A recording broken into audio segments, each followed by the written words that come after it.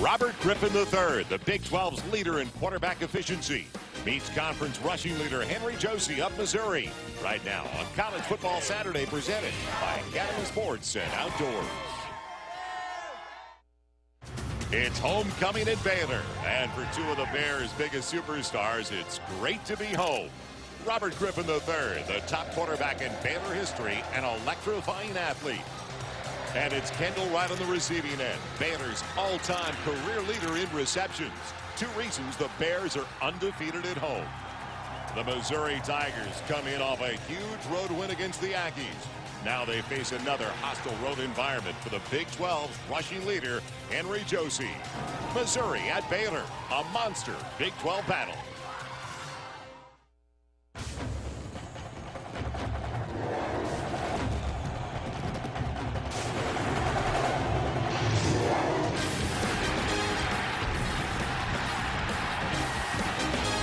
Welcome to Floyd Casey Stadium for Big 12 College Football Saturday, presented by Academy Sports and Outdoors.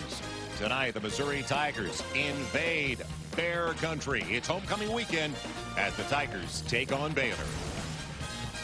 Hi, everybody. Joel Myers alongside Brian Baldinger, and welcome to Waco for what should be a wild one offensively.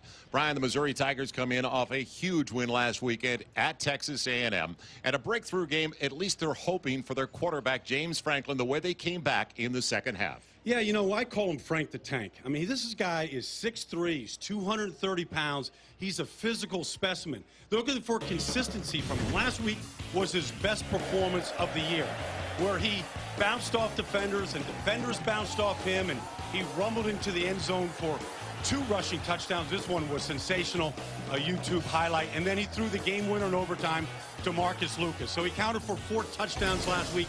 They're looking for a little more consistency from James Franklin now. And that's what the Baylor Bears are looking for from the defensive side, giving up 114 points over their last 2 games, losing to Oklahoma State and Texas A&M.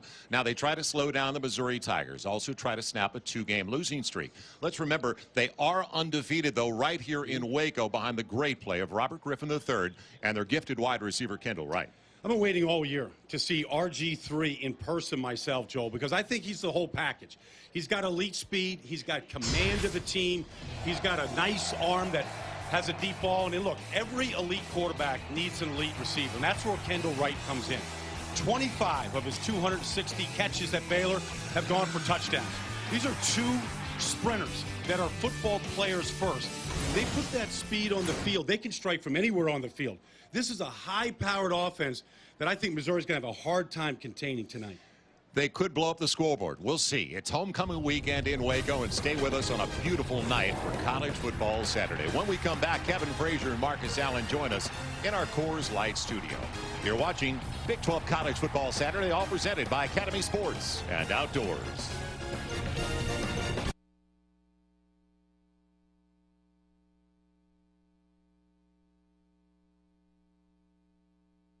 As on homecoming weekend, the Baylor Bears take the field. And welcome once again to Floyd Casey Stadium. Missouri's Tigers on the road in the Lone Star State for the 2nd consecutive week. And let's head downstairs and check in with Jim Knox. Knoxy. Coach, what a game tonight. You're going to have to try to slow down the Big 12 leading rusher, Henry Josie, averaging 127 yards per game. How do you do it? Well, I mean, nobody's done it yet. We think we got a real good scheme. Of course, you got to worry about Franklin, too. He's a great rusher. So they do a great job schematically. Our guys will be in place. They'll use great technique and make tackles. One good thing, you're playing at home undefeated this season. How special is that? It's very special. We've been on the road a couple of weeks. You know, like Dorothy said it best, there's no place like home. There you go, Coach. Best of luck. Thank you. Joel? Thank you, Jim. Well, Dorothy was on last night up against the USC game. I was watching a little The Wizard of Oz, one of the great movies of all time. Yes. It was so windy today, Joe. I thought like I was going to get blown away all the way to Kansas. Ben Parks kicking it away as Missouri won the toss. They have elected to receive. And T.J. Moe, the single back in the middle, as Missouri is trying to win consecutive games for the first time this year. So we are ready in Waco. Good to have you with us in College Football Saturday as we are underway. And on the line drive downwind, Moe 8 yards deep will stay in the end zone. So offensively for the Missouri Tigers, offensive line. They've got experience, a 4-year starter on the right side. And they have wide splits up there. Watch how far those linemen split apart. Henry Josie, as we just said in the open, leads the Big 12 in rushing. Certainly that's going to be the focal point of Baylor, trying to take him out of the game. And Franklin coming off, well, they hope it's a breakthrough game after what happened the week before when he turned it over 4 times. Last week he threw for 2 scores, ran for 2 others in spectacular fashion. They run Josie, a little jet action out of the backfield. He's got a nice lane over to the right side. He's got a first down into the secondary, and down the sideline, Henry Josie, the leader in the Big 12, with a huge chunk to start the game all the way to the 45. Joel, they start in an empty set, and then they run Josie in motion, what they call jet motion. And really, Phil Bennett, the defensive coordinator of Baylor, had made a point to say, not many guys can go laterally like that, take the ball and then go north-south the way that he just did. 162 last week, his 4th consecutive 100-yard game. It's empty for Franklin. Trips on the wide side. That's where he's looking, and he's going too tall for his wide receiver T.J. Moe on that side. Now defensively, in the 4-3 for the Baylor Bears. Can they slow him down? Well, the big guy in the middle, Nicholas Jean-Baptiste, is the guy that does that. The middle linebacker leads him in tackles, Elliott Casey. And then Chance Casey has moved from corner to safety to try to shore up a weakened secondary. So opening in the nickel of 4-2-5. Fake it, Franklin with a tight end, or the wide receiver Lucas. And not much, just about 3 as we look at the Missouri game plan. Keys for them, Brian, going in. Well, they went to A&M last week, and they shocked them in overtime. And they can't have a hangover. They can't overlook Baylor here. And then their whole offense is predicated upon first downs, hanging onto the ball and balance, running it, throwing it, and then physically, I think they're better than Baylor. They got to win in the trenches here this evening. Well, they've got 4 on the wide side, a bunch up top. Franklin needs 7 on 3rd down.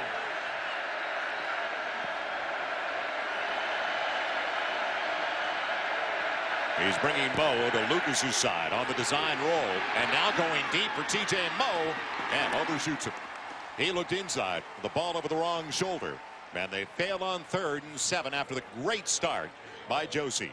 Good coverage that time by K.J. Morton, who had Moe here. And you can see that the wind is going to be a factor tonight, Joel. I mean, it is whipping out there, and I was talking to RG3 before the game. Is it better to throw into the wind or have it at your back? I think it's better to throw into it like he did, but Franklin was just a little too hot with that ball. Back deep. It's going to be Kendall Wright waiting for the Trey Barrow punt. And the wobbler, as you mentioned, into a stiff wind, and what a bounce for Baylor. Still past the 30. That is about an 8-yard punt. That's all it is. So what a shift for Baylor after they gave up that huge run. Now offensively for the Baylor Bears, led by Robert Griffin III, one of the most efficient in the nation. And on the left side, Richardson moves from guard to tackle this year. Well, he took over for Danny Watkins, who now plays for the Philadelphia Eagles. And then Kendall Wright, their all-time leading everything receiver. Number 1, he's a burner. That's Griffin's favorite target. In fact, Wright has 66 catches. The next leading receiver has 30. So gaudy numbers, 23 touchdowns over 4 picks. Man, the man in motion is going to get it. Man, past the 40 out to the 42-yard line. He's a good down, run, too. but unfortunately, down to the ground is RG3. No, not long. He took a shot, though. I think they're going to make him at least get looked at here. I don't, unless they call a timeout, he can't come out. But this is a straight option read right here. Going to fake it underneath. Now he's going to take it. There's a shot right there from Jacquez Smith. Give Webb that helmet to the back. Yep. So good run. And now the backup is in there. It is going to be Bryce Petty. Redshirt freshman. Man, nothing doing on the carry. It's Salubi. So it's going to be 3rd and 2, and RG3, Robert Griffin III, is back on the field. 2 minutes gone by. And a wild start, we said it could be that kind of game. Two teams that can put together not only tempo, the way they run their systems, but quick strikes. Well, that's what Baylor specializes in. Half of their touchdowns they've scored this year have been in about 2 minutes or less. Ganaway in the backfield.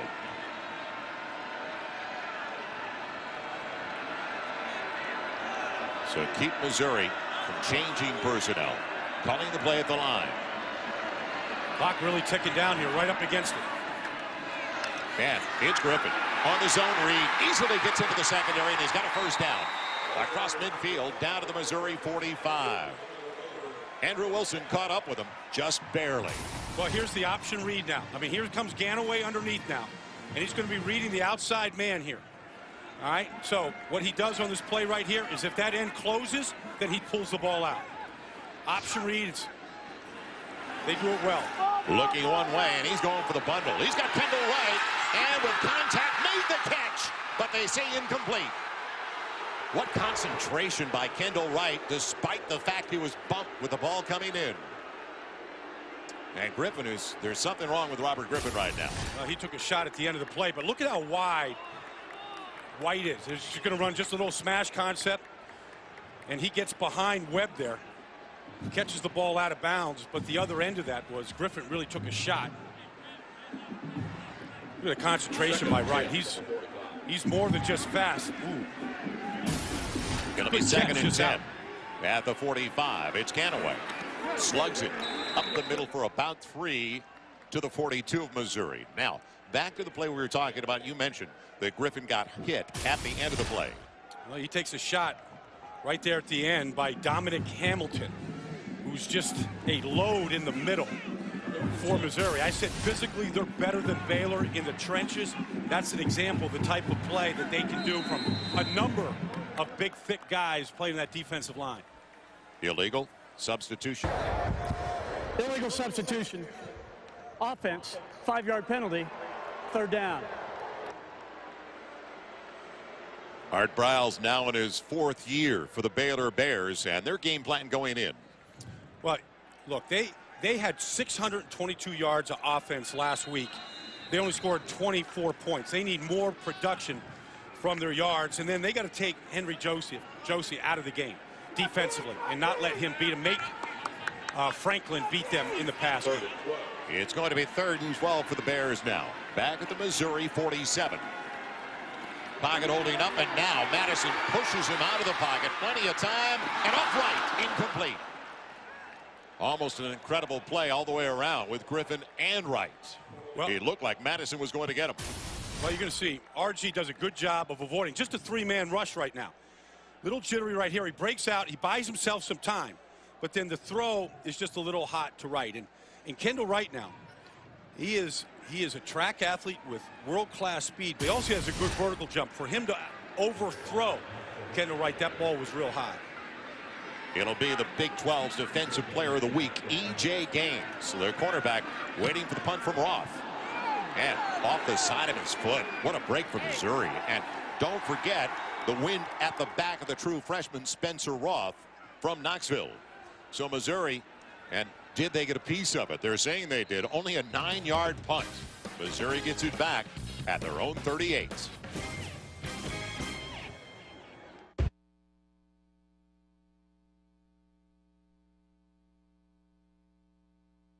It's about 4 minutes in.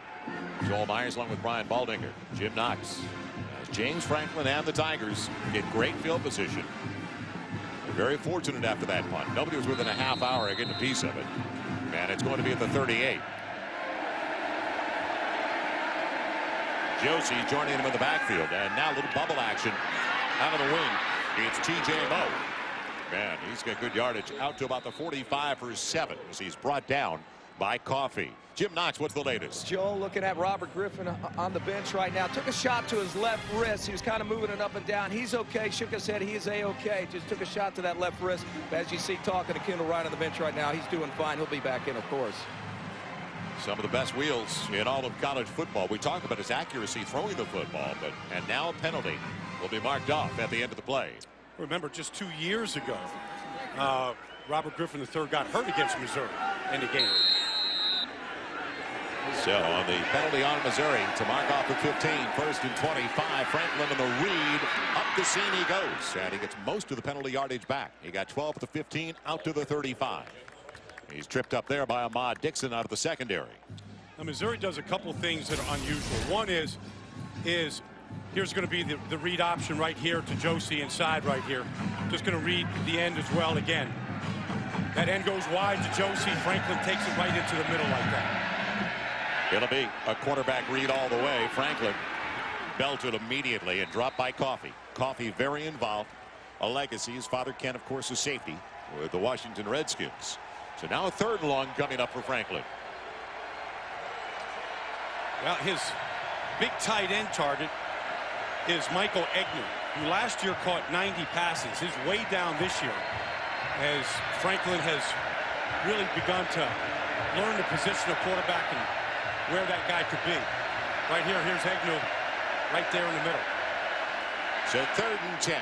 Pocket holds up well for Franklin. And with a gun, he's got the 1st down.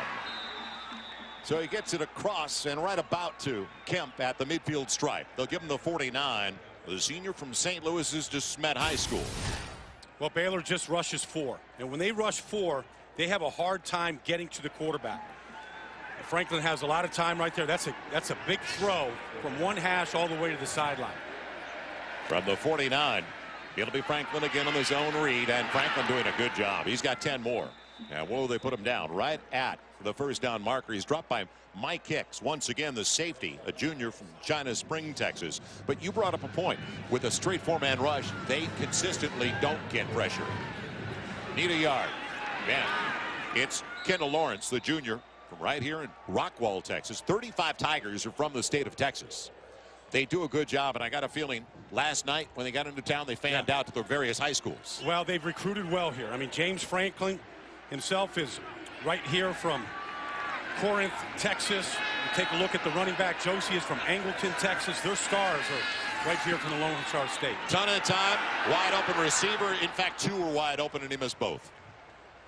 He had Lucas with the game winner. Washington was the intended target, but both were in the middle of the field available. And that's the 2nd deep shot that Franklin has had here already in this 1st quarter, and he's overthrown both of them. So really what they're looking for from Franklin right now in his 9th start is more consistency.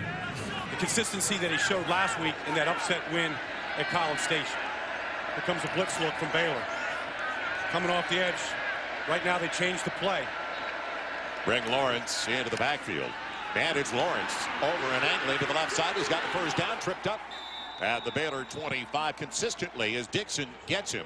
They're getting into the 2nd level, into the backfield, defensive backfield of Baylor. Well, they blitzed that time right off the edge, and Lawrence ran right by him. So he's got a guard leading him on the backside right there. It's Austin Josie, Weathers. tag team match. He's got 5. Who would have ever believed that Missouri would go to the spread as they have in the past, but they're in a spread now like the Oregon Ducks to run the football? Well, they've got balance, and they actually run it more than they throw it. All right, and right now that's their best matchup. Out of the wing, it's Agnew. He gets a little kick out and breaks the tackle inside the 10 first and goal. Nice little block by T.J. Moe. Coffey saved the score. Well, you had mentioned 90 catches for Agnew last year. Different quarterback last year. Franklin finding himself in this, as you mentioned, his 9th career start. It's Josie wheeling his way. Touchdown, Missouri. Flag on the play, though, right at the original line of scrimmage.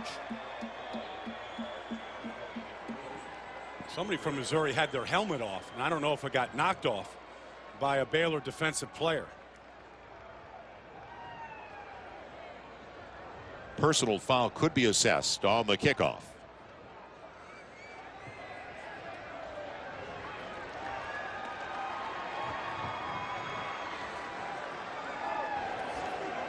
Touchdown.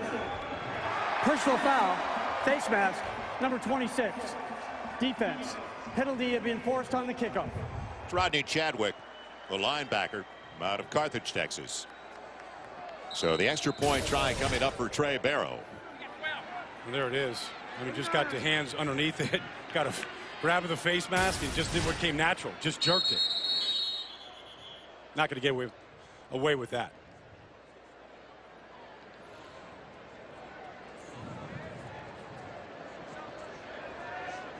Reset the clock, or will it be a delay game? No penalty on Missouri. So they'll reset the clock. 8:04 to play in the opening 15 minutes. Barrow, one of the most valuable Tigers on the field tonight. With Wrestle out, the backup place kicker has never been on the field for the Tigers in his career. So 7 minutes in, Missouri gets the first 7 points of the game. They're trying to win back-to-back games for the first time this year and get a boost from Josie at Baylor.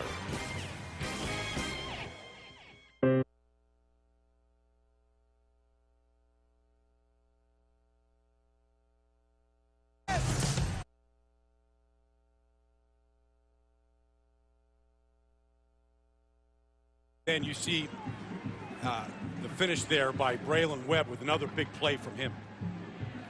Too bad. I mean, it's points for production. That's what bothered them last week. 24 points, 622 yards of offense.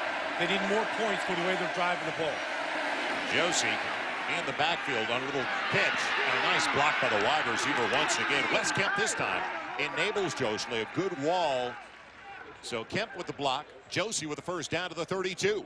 And how about Josie? What a story. Starting the year off as the third-team tailback. But because of attrition, injuries, he's gotten a chance, and all he's done so far is lead the Big 12 in rushing. It's Josie again, and running up the back, but not going down yet. Boy, I thought once he hit Justin Britt, he was down. But the escapability, and I got to tell you something, I never thought I'd see the day with Gary Pinkel as the head coach that Missouri would lead the Big 12 in rushing. And that's the case right now for the Tigers, coming in with 244 a game on the ground. You know, my friend does the radio for Missouri, Howard Richards. We played together in Dallas with a guy named Dorsett. And you can't help but sort of look at him and go, he's got a lot of Dorsett in him. It's Josie. He's not a big guy. The escapability we talked about at 5'10", 190. Yeah, but he's strong, Joel.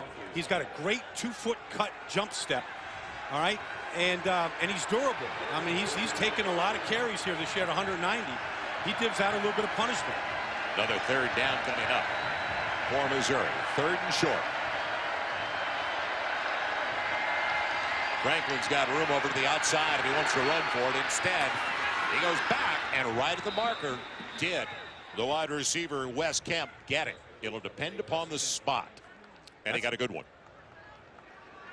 It's a nice play by Franklin of extending that play. Not an easy thing to do here. Be able to, you can just see the route combinations right now. Coming back comes underneath, help, yeah, just come underneath, just a flanker drive where inside guy runs him off and Kemp comes underneath, and Franklin going to his left got his shoulder square to get rid of that ball. Kendall Lawrence taking over for Josie in the backfield. Pocket holds up well again. Agnew making a miss again. Boy, what a load. Close to the midfield stripe. 6'6". Missouri fans have seen it a number of times. The guy caught 90 last year. 6'6", 250. And unfortunately for the Tigers, he's a senior. Well, he caught a lot of those from Blaine Gabbert, who only starts for the Jacksonville Jags right now. So he lost a great pocket quarterback. Big hole for Lawrence. He's into the secondary. Down to the 36. Joe Williams hanging on for dear life. And a 15-yard gain. Look at these splits inside here. Like 3 to 4 feet between the linemen. Natural holes for Lawrence to run through. It's out on the bubble from Moe. Man, good job of cutting back for an extra 3 or 4 to the 29. Dropped by Chadwick. You know, Joe, we saw Oregon just a couple of weeks ago, and they kind of started this whole speed offense. I got to tell you, Missouri, they run plays at a clip every bit as fast as Oregon. Well, in the 11 years Pinkel has been at Mizzou, they've always been high tempo. But this is a different look, and now Lawrence in trouble and cut off at the pass. On a second and short, good job on the outside by Terrence Lloyd, the left end. Well, Baylor is playing their ends in a 2-point stance today, rather than put their head down on the line of scrimmage, because they got to defeat. There's Phil Bennett right there, who's traveled well through the college football world, but he showed us a game plan yesterday. He's convinced that he can slow down this Tiger offense. Now the blitz coming. Franklin trying to make a miss, does exactly that. into the secondary, but he's going to be short. Despite that, he'll give potentially Barrow a field goal try if they want to go for it. It would be about a 48-yard attempt, make it about 58 because of the wind, though. I think right here they're just keeping the offense on. I mean, right there, he's in no man's land right there. And the wind is gusting at least 20, 25 miles an hour minimum. So they will go for it on 4th down. You see the numbers, what they've done so far this season. You don't want too many of those up there, though. Now, blitz off the edge. He's going for the bundle, and it's underthrown. His wide receiver, Brandon Giroux, was available. But into the wind, it died. That's the third now. The third into the wind, Joel, where it's had an effect on the ball and had an effect on the decision. Ball starts to just get knocked down right there, right? Just like the kickoff did going into that end zone. You throw the ball up and the wind is knocking it down. That's just what it did. It knocked it right down to the warning path instead of going out of the park. You talked about consistency, though, from Franklin. And that also includes decisions. Yes. Into the wind. You don't want to throw a deep ball when you need 10 yards. Throw 12 or 14. Throw it underneath and let some of their, their great athletes make the first down. Great play. Great series there by Baylor. Gave up some yards, but stopped them when they had to. Now, Griffin on a toss. It's Kendall Wright on the reverse. Man, in the open field. Not a shabby job at all by Braylon Webb, who made a big play in the end zone. And Wright gets up. Or does he get up? Grabbing the back of his calf. Ooh. That's bad news that's for the Bears. Devastating right there. I mean, that's a huge part of the passing offense. Tries to make this cut here on Webb. I think, there it is. Ankle. Yeah, that leg got caught underneath him, trapped underneath. I don't even want to watch it. Look at the left ankle. Yeah, no, it gets stuck in the ground, stuck right in the ground there, Joel, and he couldn't get it out in time. Hopefully he can walk it off. 2nd and 2 after the reverse. Now, force the toss. It's Ganaway, and he's got a first down. Across the 45 to the 46 as we check in with Jim Knox. All right, Joel, you're talking about the wind down there. 40 miles an hour wind right now. Baylor's going to do some damage to the air. They need to do it now. Check out this. Brian Boldinger's hair right there. He goes onto the field, basically. Very windy. The wind definitely a factor in tonight's game, guys. I got the flyaway toupee on today. Yeah, I got to be careful. I thought it was a tearaway. 1st and 10 outside of the 45. Griffin, long throw on the outside. The kickoff blocks are there.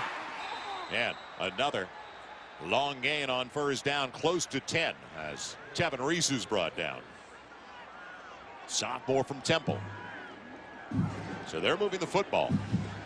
And they do get the first down to the Missouri 44. 3rd possession of the game as they look at Kendall Wright.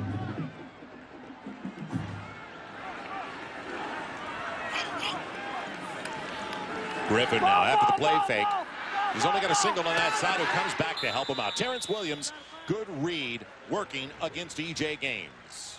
One thing about RG3, right there, he felt a little pressure. He just, he has such suddenness about him. Just darted to his right, set his feet, calmly threw the ball on the run.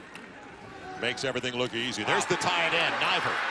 Yeah, he's got a first down inside the 25. Little darts now, even though they're downwind. Joe, how quickly did he just get that ball out of his hands? It's like a shortstop. It's like Jeter turning a double play.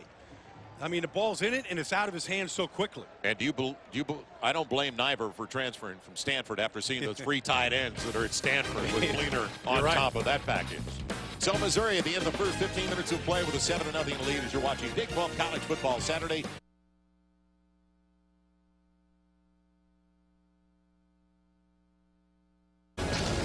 Big 12 College Football Saturday continues. Homecoming weekend in Waco, Texas. And Baylor driving now, trying to tie things up as we look at the Bank of America first quarter numbers with Missouri on top, 7-0. Yeah, Baylor's got 145 total yards of offense. They're averaging 8 yards a play, but they have no points because of the turnover by RG3 inside their 5-yard line, and that's what plagued them really the past 2 weeks. In fact, I talked to Robert before the game. He said, look, we have only ourselves to blame for these past 2 losses. Jim Knox, what's going on? All right, they just retaped wide receiver Kendall's right ankle. He gave a thumbs up saying he's okay, but then when he got up after it was taped, he started shaking his head and went out there to meet the team. I think, guys, he's going to give it a go. We'll see what happens. Yeah, that was a nasty turn. The right ankle. He's got his helmet on. Salubi in the backfield as the single. The junior from White here in Waco. On a first down, first snap of the second quarter. Now the Missouri 22. And it's Salubi stumbling his way for about 6. I think they're going to Salubi because he's a little quicker, you know, to the hole than Ganaway is. And there's obviously Kendall Wright going back in. They took the tape off, they retaped the ankle, then they taped over it, and then they put the sock over it. So he's got a little more stability right now. And let's see if he's the same guy on the push. They get it out on the edge. Tevin Reese has a first down. He's bumped out over on that side. Kip Edwards was working there. Jackson as well. And here Baylor is, Joel. Now they're back in the red zone. Right there at the 11-yard line. Let's see what kind of production they can get here. Fresh set of downs. They can still get a first down before a touchdown. Let's go, 2-3. Ganaway in motion out of the backfield. Different look with Griffin under center. Jacquez Smith got in on Robert Griffin. Pretty good vertical for the big guy. Jacquez Smith is their best defensive player. I mean, he's an outstanding talent. He reminds me a lot of Aldon Smith, last year's defensive end that was drafted by the San Francisco 49ers with the 7th pick in the draft. There's his type of athletic ability. Griffin gets him up in the air. He wanted to go to Kendall Wright. They took him out of the play there. Last week, Baylor had 13 snaps inside the 5 before they finally scored on their 14th. So they've got issues in the red zone. From the 11, Griffin wheeling out of the flat, grabbed by Ganaway and dropped immediately. How about Andrew Wilson's play at the 7? Good coverage by the linebacker, their leading tackler. Yeah, right from the middle linebacker spot. And all he did was just read the motion. And he just used his lateral speed to take down Ganaway. So now 3rd and 6 from the 7. They look a little confused about what personnel they want in the game. Still have plenty of time. 15 seconds left on the clock. Eric Wolf coming on. Man, will he stay on? That's their jumbo guy on the right side, like a wing. Here's Kendall Wright at the 3rd bottom. down. Griffin with heat. Jump ball for Williams and batted away. Edwards doing a good job. And is there, yes, a flag down? Wow. No recognition, they say, early enough. And a pass interference call. Terrence Williams at 6'3", their tallest receiver out there. Pass interference, number 1 in the defense. The foul occurred in the end zone. The ball will be placed at the 2. First down. Tough one for Kip Edwards. Yeah. Tell you, technically, if you turn to look for the ball, you should be able to body the receiver. By rule, that should not be a foul when the defensive back turns to look for the ball. I think if you were to ask Gary Pinkel, he'd agree with you just a little. 13:20 left in the half. And now 1st and goal to the 2. Option. Griffin running out of racing route. And off the edge, we talked about the strength of Sheldon Richardson. Showed some pretty good footwork. Yeah, by Richardson and Jacquez Smith, and really it confused RG3 about what to do with that ball. Penetration. Well, if you hesitate, then you get the penetration. This kid is a great athlete, though. This Jacquez Smith. It doesn't take long. I mean, it's kind of easy scouting watching him on film. We saw the Missouri film from last week yesterday. And he shows up a lot. Yeah. Sets up on the same side as Richardson once again. Now Griffin on 2nd and goal. Ton of time. Backside pressure. Can he turn the corner? Just threw it away. Smart play. Good coverage. Kip Edwards. They're taking everything away right now. I mean, they're taking away the quick read. They're taking away the option right now. And as athletic as RG3 is, he can't outrun, the defense because they really have it, what you call setting the edge. They really set the edge and boxed him in. And that was big Lucas Vincent, who was chasing him from behind, a redshirt freshman from Olathe, Kansas. Missouri is rotating 8 in the front 4 now. So it'll be 3rd and goal. Back at the 6. And do they need a timeout? They better get one.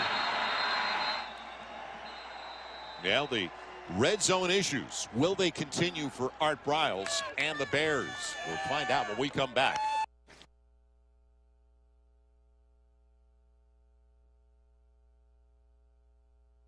They are welcome to the Big 12 in all sports. Ryan Broyles, Big 12's all-time leader in career receiving yards now. Oklahoma State 8-0 for the second time in school history. And bad news for the Sooners. We understand that Ryan Broyles hurt earlier today in their win over Texas A&M, a torn ACL. Oh, it's horrible. That's what a career. The worst. What a career that he's had. You see it end so suddenly like that. It's a terrible blow to the Sooners. So now another goal line opportunity, red zone. And let's see if they can finally capitalize on a 3rd and goal at the 6. Well, they're an empty backfield with 5 receivers. Right here, you got Kendall Wright in the near slot. That'd be the first target that RG would look at. And Willie try to bring it back and maybe go up the middle on his own as they spread things out. Now there's nobody in the middle of the field.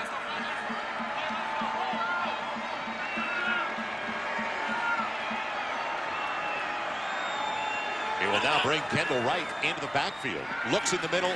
Touchdown Baylor. Wide open Terrence Williams.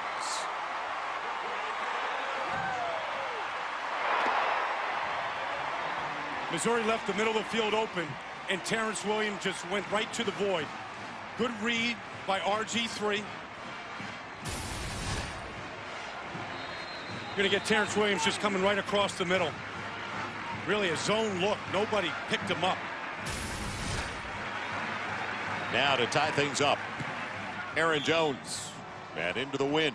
It is even at 7.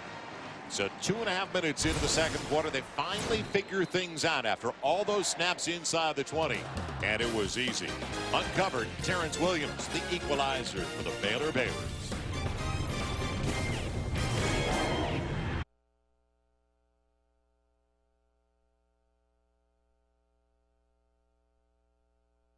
But, you know, they had 8 red zone plays there, helped out by the pass interference penalty. Took 8 red zone plays to get it into the end zone, but they broke the drought. They've tied it up here. You got the fans on homecoming weekend up on their feet. You know, I mean, defensively, Baylor really can't ask for anything more. They've given up 1 drive out of 3 possessions for Missouri. The defense, the question mark, has played real well in the first quarter plus. Now Jones will kick it away. And a very short one. Taken up front. And a nice return. Making a miss. Not intending to find Jimmy Hunt, but he'll take it. As Mo was back deep. And it'll be across the 35 to the 37. Academy Sports and Outdoors game break time as we go to Kevin Frazier and Mark South. Guys, we check in on the other top 10 SEC showdown, Arkansas and South Carolina.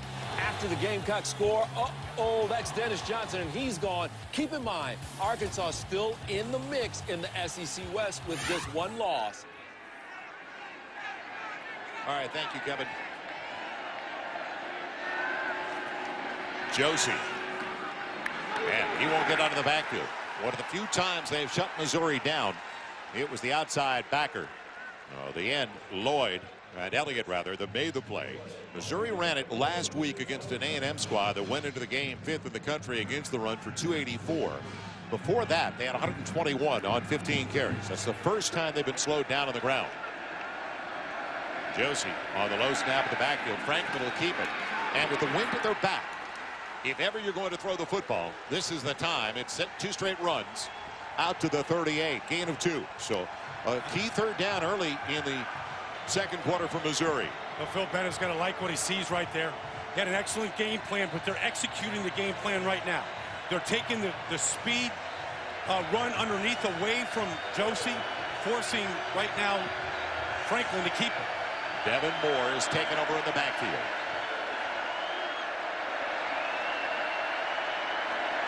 Now check at the line.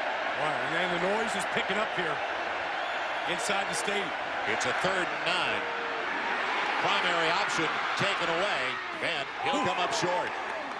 Franklin gets into it, and delivered a blow himself as he ran into Ahmad Dixon. Ahmad Dixon just delivered a blow. I tell you, Franklin, they call him Frank the Tank. And Dixon just went right at him. Who got the best of this one? Well, you know, when you knock him off the field, the defense wins it. Now, Franklin knocked him down. Yeah, he looked like he had the mo. He's got him about 30 pounds. But for the third time in 4 possessions, Baylor gets off the field here. So, excellent job by Bennett and that defense. Levi Norwood waiting for the barrel punt. Jeez. Like rules football. Jeez. But it'll come back out to the 20 on the touchback. So it's even at 7. Baylor's offense back on the field. When we come back, Kevin Frazier, Marcus.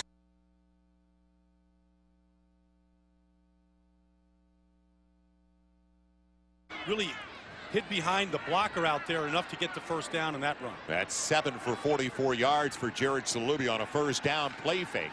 Nothing available downfield. Here comes Griffin. And he's got room to roam. As he's put down with a first down. That's the dangerous aspect of Robert Griffin, though. This guy that went to the 2008 Olympic trials in the 400 meters. Well, I got to tell you, that guy has a beautiful stride. I just like watching him run. One day in my life, I would just like to be able to run like that just once. Dreamland. It's Ganaway into the secondary. Wilson got to him. Gave him a shot, but not before he got 12. And now Baylor moving the ball efficiently on the ground. It's interesting that Robert Griffin came out of Copperas Cove High School, transferred, didn't finish high school, graduated, came in January, enrolled, ran track, won the 400 hurdles in the Big 12, then played spring football. It's the tight end, Nyberg. And going for the short stuff now has paid off for Griffin underneath. He gets 11 to the tight end, who's dumped by Gaines. And they're getting close to that part of the field where they just really struggle, don't they? When the field shrinks and it gets compressed, this offense shrinks and gets compressed. Maybe they should take a shot from here, from outside the red zone. It's at the 21 on a first down on a drive that started back at their own 20. Kendall Wright just doesn't look like he's comfortable. Over the middle, checked and deflected. I tell you, it looked like the lug in the middle, Lucas Vincent, may have gotten it.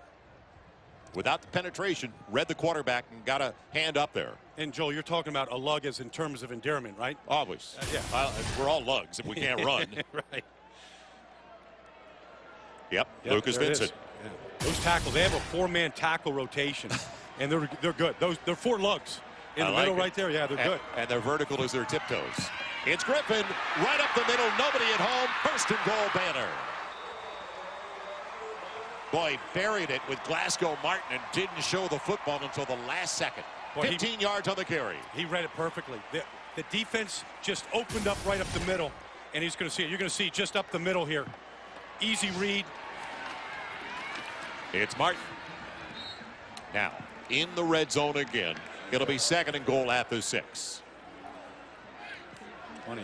Coming out as an offensive lineman right now is the right guard, Robert Griffin. Not related to the quarterback, Robert Griffin III. That's Robert T. Griffin. Yeah.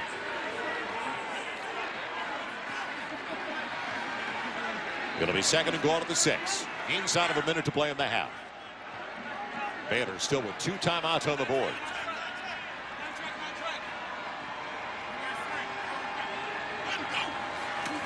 Option, Glasgow Martin.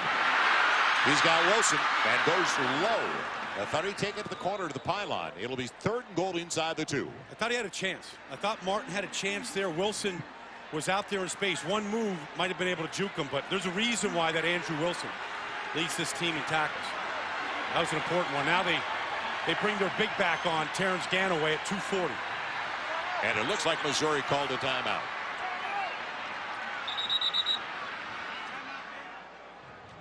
And it is a timeout for Gary Pinkel and the Tigers. It is their first. Well, coming up on the Sprint halftime show, Kevin Frazier and Marcus Allen will look at the top 25, all the highlights and scores. How about those Northwestern Wildcats? And look at, as Kevin called it, the game of the century, LSU and Alabama. It's as hyped a game as I have seen the regular season. I mean, they're hyping it like it's a national championship game, and it's interesting to see what happens next week to either one of those teams, no matter who wins, and if there's any kind of a letdown. And just off strength of schedule, it seems like LSU has had a more difficult one I agree. than Alabama going in. I mean, they started, the kickoff right there at Texas Stadium against the Oregon Ducks. And got a couple key takeaways in that game to beat Oregon. Well, Missouri has held Baylor, the 9th highest scoring team in the nation, averaging 41 points a contest, to 7 so far. Yeah, they're great. So, right, and that's after, and you see Dave Steckel, their coach Steckel, at 28, that's where they went into the locker room against A&M last week. They'd given up 28. And some of the guys, Dave Steckel didn't have to say much. Jacquez Smith said it for him, and some of the other guys that are seniors on the defensive side. So let's see how they hold up, though. It's inside the 2 on 3rd and goal. And with the problems they're having in the red zone, if Baylor doesn't get it here, they may go for it on 4th down. Well, they got a couple of timeouts, so they can stop it no matter what happens, should they not score here. I believe you got to get... After you miss a 27-yard field goal, which they just had Aaron Jones do, they may want to consider if they don't get there. See, I wouldn't run inside, I think, at Sheldon Richardson and the big guys, the big lugs, as you say, inside. I'd get Robert Griffin III on the perimeter and let him use his athletic ability. He's got Ganaway at about 240, 250. Next to him, Griffin calling his own number. Belted, did he get there? Still no signal from the linesman. No. Oh, they're giving it. Putting him down they gotta call at the goal line. They got to stop. Oh, they stopped it. This might get reviewed. It's an automatic. Yeah. Take a look and see if this ball crosses any part of the white stripe making up the goal line. Pretty good collision. Heck of a collision. Timeout. Baylor. Their second of the half. 30 seconds in late.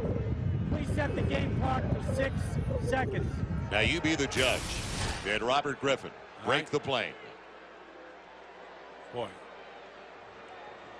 He's across the plane. I mean, he ran right into Andrew Wilson. And he ran him over. They'll go into the locker room all even. Yeah, I don't see his knees down there. I see the ball crossing the plane. I mean, he's got his whole body in the end zone. Further review.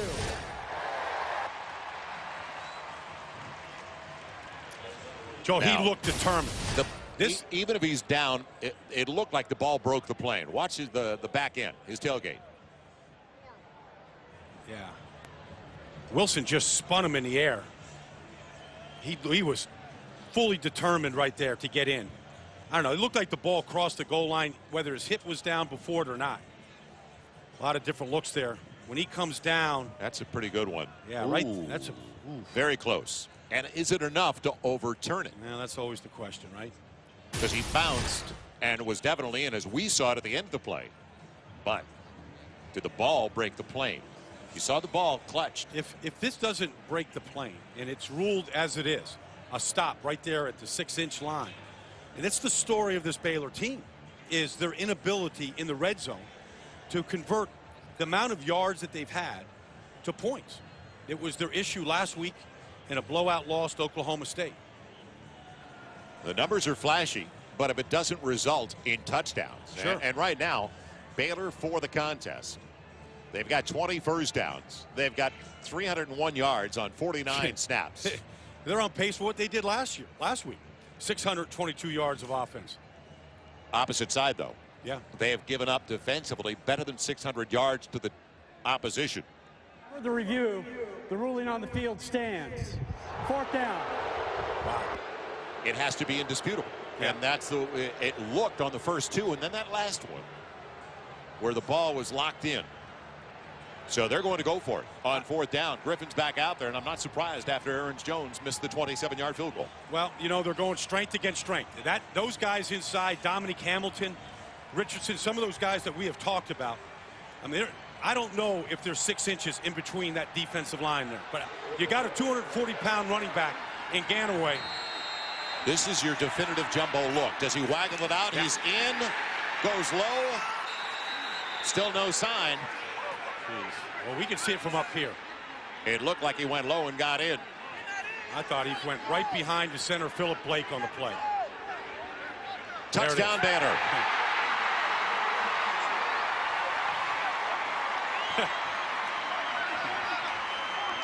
There's Blake. Blake, he didn't even have his helmet on. His helmet got ripped off. That was a tough 6 inches.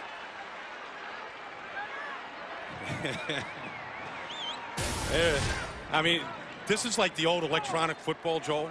You know, the thing just vibrated right there. And you just put the ball, you know, the cotton football on the legs of Griffin, let him dive through it.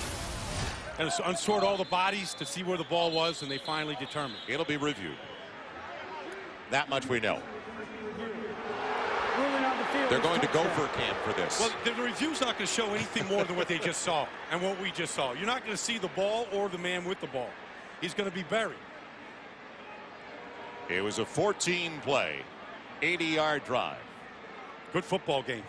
This is, you know, this just takes away from the excitement here. This should be in the locker room at halftime. I mean, that's a good push by the Baylor offensive line. And do you see Griffin? No. Right. You're not going to see him. From any angle, you're not going to see him. He disappears in the in the lug pileup. That's just a pile of lugs. You're not going to find him in there. They can look all day long. And one final time from up top with action cam. Well, watch the push here. I mean, it's just a great push inside. Robert Griffin, Blake. You know, well, we'll get to this here, but it will not be overturned. No. So they should go to the locker room, tied at 14. They got to kick the extra point. Ruling on the field stands. Touchdown.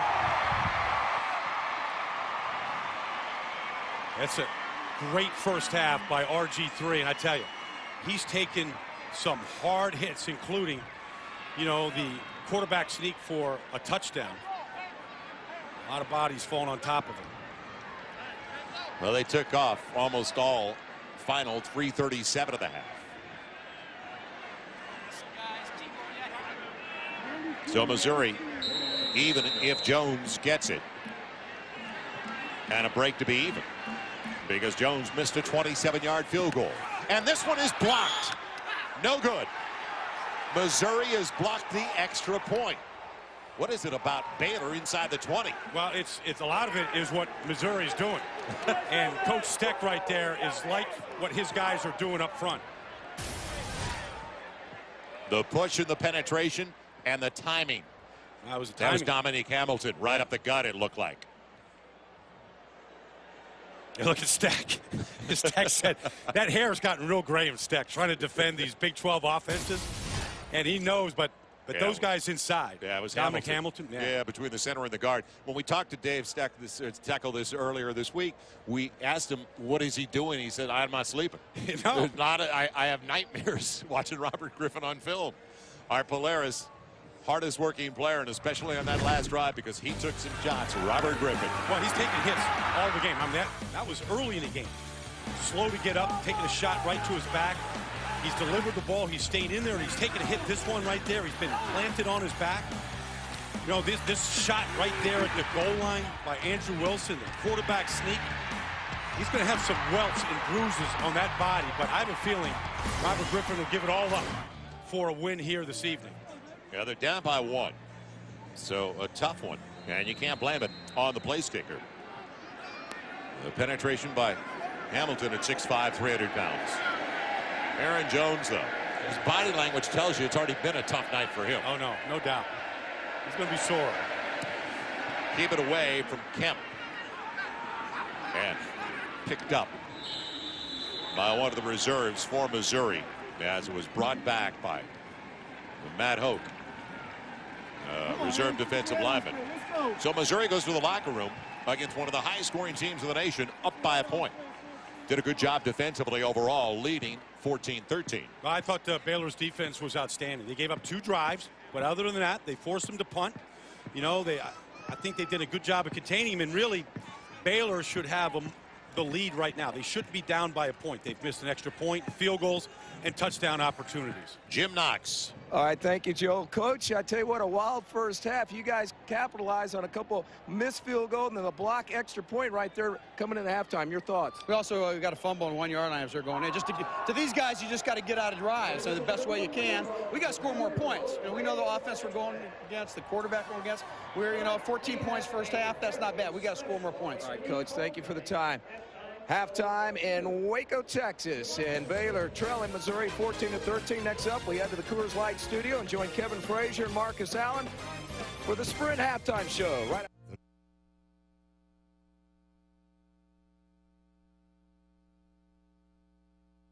Baylor fans on campus celebrated homecoming, and it continued this morning with a homecoming parade featuring the 1980 and honoring the 1980 Southwest Conference Championship football team of the Baylor Bears. They were also honored earlier tonight here at the stadium, and we are the lucky ones right now to be joined by their head coach and a legend in college football, and there he is on the sideline. And boy, did he come up with some wins for the Baylor Bears in the old Southwest Conference. Grand Tap, first of all, congratulations on the honor. Great memories for you, 1980, and an undefeated team in Southwest Conference play. Yeah, they actually won the conference by 3 games, which was unheard of in those days because it was always very close, very tight down to the end. But this was an extraordinary team that found their foundation in '78 when they had a lot of injuries and a lot of bad things. And in '79, they got to the Peach Bowl after having one of their players devastatedly injured. Right. And so that foundation was laid, and this group of guys took us to the so-called promised land. Well, we look back on the first half. We're going to continue our conversation with Grand Tap, but 50 snaps in the first half for the Baylor Bears. Missouri got the first score, though. Yeah, Josie, punched it in on a great drive on that play right there, and then Baylor would answer it with a Terrence Williams touchdown over the middle from RG3. And then Josie, again, the second touchdown run, tougher this time inside the tackles. RG3 would answer it with a touchdown of his own, but Baylor having trouble with field goals, an extra point, it gets shanked. And so right now, Missouri with the 1-point halftime lead. You're going to see here that, once again, Baylor with 50 snaps, 300 yards of offense, but only 13 points to show for it. Missouri, 2 really well-executed drives, but Baylor controlling the time of possession right here, the yards, and the number of plays. And the quarterback matchup, well, Robert Griffin got it going, especially in the second quarter. And through the rushes that continued and kept drives alive for the Baylor Bears, especially to that last one. So he had 56 yards on the ground. 16 of 25 throwing the football is not where he normally is. So give Missouri some credit as well. But also Robert Griffin fumbled the ball to the 2-yard line. Otherwise, it could be a Baylor lead at halftime. We continue with Grand Tap, and I said 50 snaps because I wanted to emphasize it because it's crazy. 104 snaps for Baylor last week. Did we ever think we'd see it? Well, it's so extraordinary. Now they're getting in so many snaps, playing so fast. We used to try to feel like that if we could get 80, 82 snaps, we could win any football game. Baylor will have the ball to start the second half into the wind. It's going to be Darius Jones coming up to take it to the 20. And he's going down across the 25 near the 27-yard line. So Baylor has it. They got the final points of the first half, as you can see on the possession chart. But that touchdown after the long 80-yard drive marred by the blocked extra point. Well, that's the difference in the game. The fumble was at the goal line by RG3 going into score, and then the missed field goal along with the missed extra point. We said at the outset, Baylor needed to get points for their production. 300 yards of offense, you want to have more than 13 points. He's got Ganaway in the backfield. We've got Grand Tap with us up in the booth, and a good run on first down, close to 10. He loses and keeps spinning. And now a flag at the end of the play. And in our matchup, Coffey led him defensively. Terrence Williams, though, by far their tallest wide receiver with a solid first half. And Coach, when we watched Ganaway, you had a nice running back yourself, Walter Abercrombie. Yeah, we did. We had a lot of good running backs. We were a balanced type offense. Personal foul, number 78 offense. After the first down, be a 15-yard penalty, first down. That was a dead ball foul on Robert T. Griffin. But back to Abercrombie. Yeah, and you did have balance. Yeah, we did have balance. We won with balance, and you know, it all depends on your philosophy. One of the things that we were always adamant about was third, fourth, and short, and inside the red zone. That's really key. Well, I think that's a deficiency right now in a lot of these spread offenses that you see, Grant. You know, they can punch it, they can drive it between the 20s, the 10s, but when it comes to crunch time, they have a hard time. Tevin Reese down the sideline. Will he go the distance? No. Matt White over there along with Jackson. Gaines took the inside route. Didn't push him back. It's 52 yards on the reverse for Tevin Reese. Well, Reese is going to take this handoff right here from RG3 underneath. And you can see this is a track team at wide receiver for Baylor. They all have elite speed. And very smooth right there by Tevin Reese. I don't like to see him stay in bounds before he gets, you know, he just went out on his own right there. Dead ball foul. Overall speed of the game as we watch a guy who... Number 2, offense. That's on Terrence Williams. But as we watch Tevin Reese, rather, who runs for the Baylor track team in the spring, big difference in speed now. Speed is the real key, and particularly in the fast offenses that you have. Get to the line of scrimmage, get no huddle, get the ball in play, and get in more snaps. The reason you're getting a lot more snaps is that they're doing it in such a quicker time. Right. The tempo of the game has certainly changed. I mean, look, I mean, the receivers don't even huddle up. Right, No, Grant? I mean, no. they just line up and they're ready to play. It'll be after the false start on Williams, 1st and 15. Griffin wants to throw it, but here comes he, and he throws it away. Now, he was not outside of the tackle box, so the linesman will come in with Greg Burks, the Big 12 official. And was there somebody in the neighborhood? Well, I mean, this is just a clear attempt to get rid of the football, but no flag has been dropped for intentional grounding. But it did look like he was within the tackle box. Was there a receiver? Intentional grounding. There it is. Number 10, offense.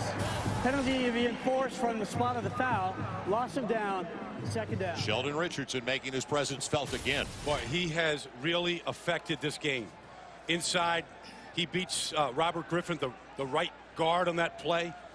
Forced that ball out of Griffin's hands. All Griffin could do was just fight to get rid of it. But Richardson really making an impact in this game inside, where I thought physically Missouri was a little bigger, a little stronger.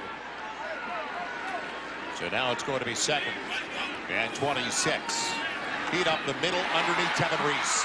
Get some of it back inside the 30, down to the 28. You brought up the winning the Southwest Conference by 3 games, other things from that 80 team, because obviously you had a lot of flashbacks tonight with a lot of guys here.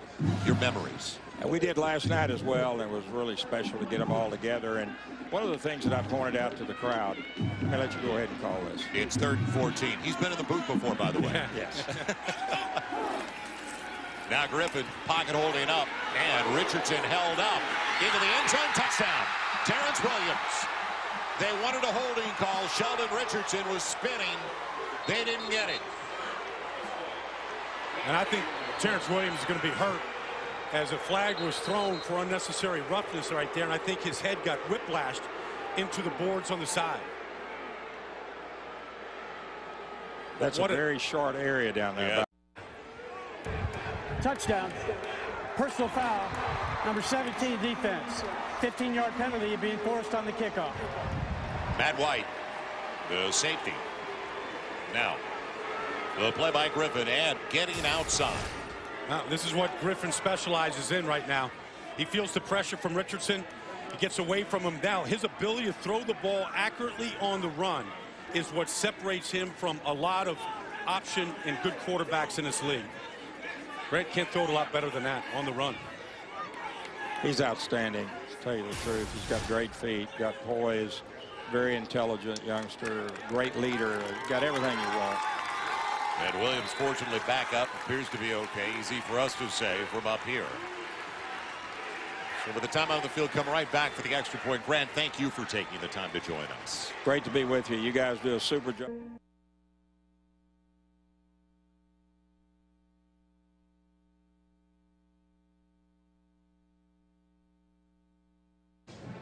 Jim Knox, what's going on downstairs? All right, Terrence Williams is okay. He came to the bench other than a headache. He shook his head. He's okay, so it looks like he's going back in, guys. They may go for 2 on this play. We'll see. after Jones was blocked on the extra point right before halftime. They should go for 2 here. I mean, you lost the extra point at the end of the first half. Ball got shanked. I think you go back there, try to make this a 7-point game right now. And it will be Robert Griffin of the offense back out there. So he spreads him out. Yeah. He's got 5. And he brings Woodley in. Salubi, in fact, is all the way outside up top. And the trips on the bottom. Robert Griffin is looking at 5 one-on-ones across the field and 6 guys in the box. So can somebody win the one-on-one that he can throw it to, or will he try to outrun to bring Salubi into the backfield? And it's going to be Griffin. He's in. Gets the 2-point conversion. He is determined. That's the second time that we've seen him take it in the end zone. 1 for a touchdown and 1 for a 2-point conversion. And when he puts that toe in the ground to go north-south, he's looking to score. Great effort by RG3. Well, that's a sprint to the end zone. Baylor has their first lead of the game by 7.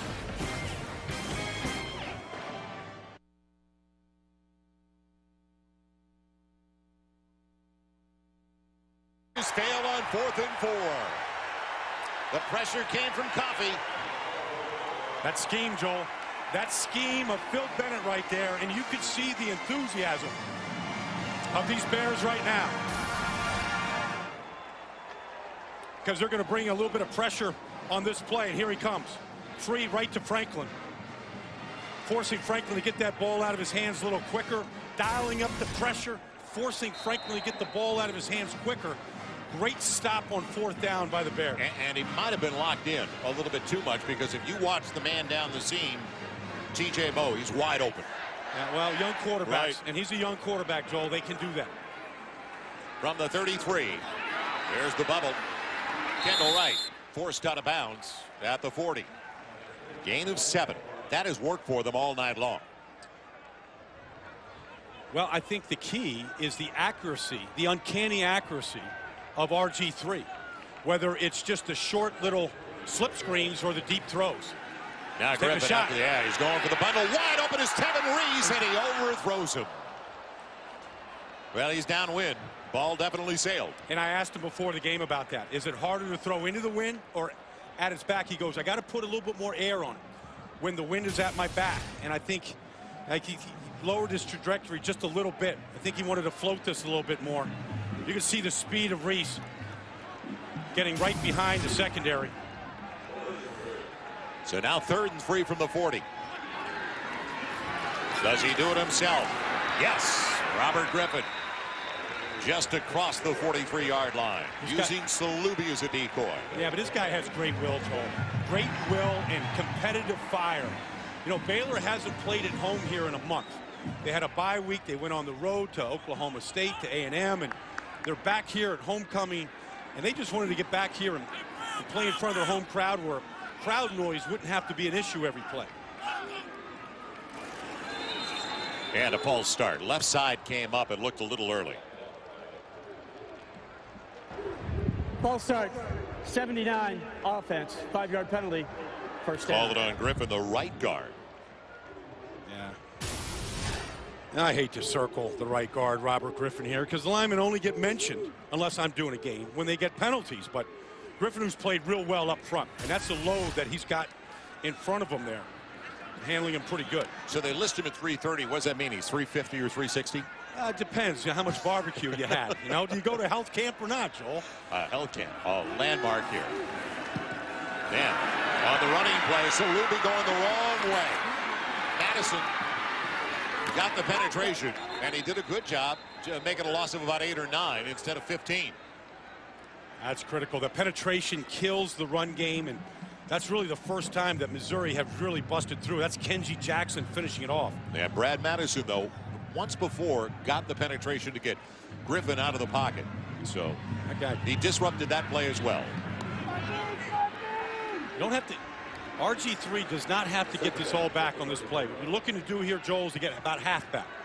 Make it a more makeable 3rd down opportunity. And he runs like a halfback. So he's in the gun with Ganaway on 2nd and 21. Only a three-man rush. And it's in and out of the hands of Lanier Sampson. They have not looked in his direction at all tonight. And he dropped that one trying to run before he had it. The junior from Mesquite, Texas. Well, that was the half of it right there. That was half of this long yardage situation. And, you know, there's no reason to jump there. I mean, when receivers jump, they lose their concentration. Now, that's really the fundamental there. Just catch the ball. When you jump, you lose. Your hands get tighter. Hamilton almost lurching into the neutral zone. Now Griffin ready to go. Now Missouri playing too deep, man under. And a twist up front over the middle. Kendall Wright. And it's at the midfield stripe, short of the first down by about 4. Art Briles is a gambler, but well, I don't know, up by 7. He's gambling. Kendall Wright got a big chunk back, making it a real makeable. Here he is right in the middle, just running right to the void. That's what you call a Tampa 2 coverage. Middle linebacker goes to the deep middle, and he just went right to the void. Missouri, at least at this point, showing a 4-man rush. And is it a possible quick kick by Griffin? Nice call, Joel. Yep. Very nice. Over the sideline. It'll go out of bounds inside the Missouri 20. Time now for Academy Sports and Outdoors game break with Kevin Frazier and Mark Russell. Guys. Well, let's head to the Rose Bowl. And how about the UCLA Bruins taking on Arizona State? Kevin Prince, the pump. Nelson Rosario wide open. UCLA guys can be tied for the lead in the Pac-12 South if they can win this game. Unbelievable. 23-14 in the third quarter. You're right, yeah. Kevin. Unbelievable. Yes. Trying to figure those guys out. We've Franklin seen him twice. on the option with Josie. And Josie, little indecision, cost him. He still gets 5-6 yards up to the 24. Joel, that wasn't indecision. That's shake and bake right there. Yeah. Then I bake out, not in. He dipped in, came back out. Yeah, he did. He's tough. And, yeah, but did he take a shot? Because looks like that left hand, he's holding it. I think he wanted out, but they don't have time because of how quickly they run. It'll be 2nd and 4. Second possession for second half for Missouri. They failed on 4th down in the first one. And Franklin put down, big time play off the edge. And that is Tevin Elliott, who's back in the lineup. And he's been nicked up. He's had a hand injury. And he gives them a guy that can make plays off the edge. Well, you're going to see. I mean, he is their best defensive end. Down here at the bottom, beats the double team, splits it, and then brings Franklin down. When he's out there, you need one good pass rusher on defense. I don't care where you're at, what level you're playing. He gives them that speed off the edge. Plus, you can see how he plays the run. He was honorable mention all Big 12 last year as a redshirt freshman. The noise factor on 3rd and 8. Moving the pocket. It's Agnew, and off his fingertips. Mistimed his jump ever so slightly against the safety, Hicks. Another great effort by the Bear defense. Be able to knock Missouri out. You can see Franklin's hobbling. But Hicks really does a great job of playing this right here. Really, Agnew, I thought, misjudged that ball. He was on his way down. Huge height advantage over Hicks, about 6-7 inches taller. Ball came in. He was on his way down. Now Barrow into the wind, trying to one-iron, keeping it low, and a good roll for Missouri. But still, solid field position at the 38. So Baylor will have their best field position to start a drive so far tonight on this, their 8th series. Well, this college football season, Fox Sports is proud to support the Dream Foundation. We're making dreams come true for adults facing a life-threatening illness. There's no greater time to help those in need when time is limited. Text DREAM to 41518. Donate $10. Turn dreams into lasting memories. Well, Missouri now has had it, and Gary Pingle said they had to score. Missouri's had it 7 times with 2 possessions finding the end zone. Not enough, the percentages. Because Griffin's going to get you. Right on the pick. Yep, on the block. And the ball's thrown behind the line. So that receiver, Lanier Sampson, legal on his block up to the 49 for a first down. Well, you just need to give Kendall just a little bit of a sliver of space there. And Lanier Sampson did that on the outside. Excellent timed block right there, Sampson. And listen, if you're not catching the ball in this offense, you better be blocking somebody. Interesting formation this time. A ton of time. Wide open. Kendall Wright. First down, Baylor inside the Missouri 30. Too much time for a quarterback that good. Well, and he's going to come here and into this second window right here. That takes time. That's protection by that offensive line to do it. He comes back at Sampson on the bubble, and nothing there. Yeah, they went to it one too many times. Short side of the field, there was a lot of congestion. Matt White was over there. Yeah, they read it right away. What you want to do is fake off that, Joel, is just fake that quick little slip screen and then have somebody going deep on it. If they're going to bite that hard on the play, have somebody going deep off it. That'd be the counter to it. Even with that, Robert Griffin has already thrown for better than 300 yards. And we still have 3.5 to play here in the third. Restarting him in the backfield. It's Griffin. And it's loose. They got it, though. Held on at the 34. He ran right into Sheldon Richardson, and we've called his number a lot in there tonight. He's a load. They're tough inside. Blake's got a block, and he thinks he's got a crease there, and there comes Richardson, just closing, and his ball's out. Good job of the offensive lineman. They came up with it. Ivory Wade.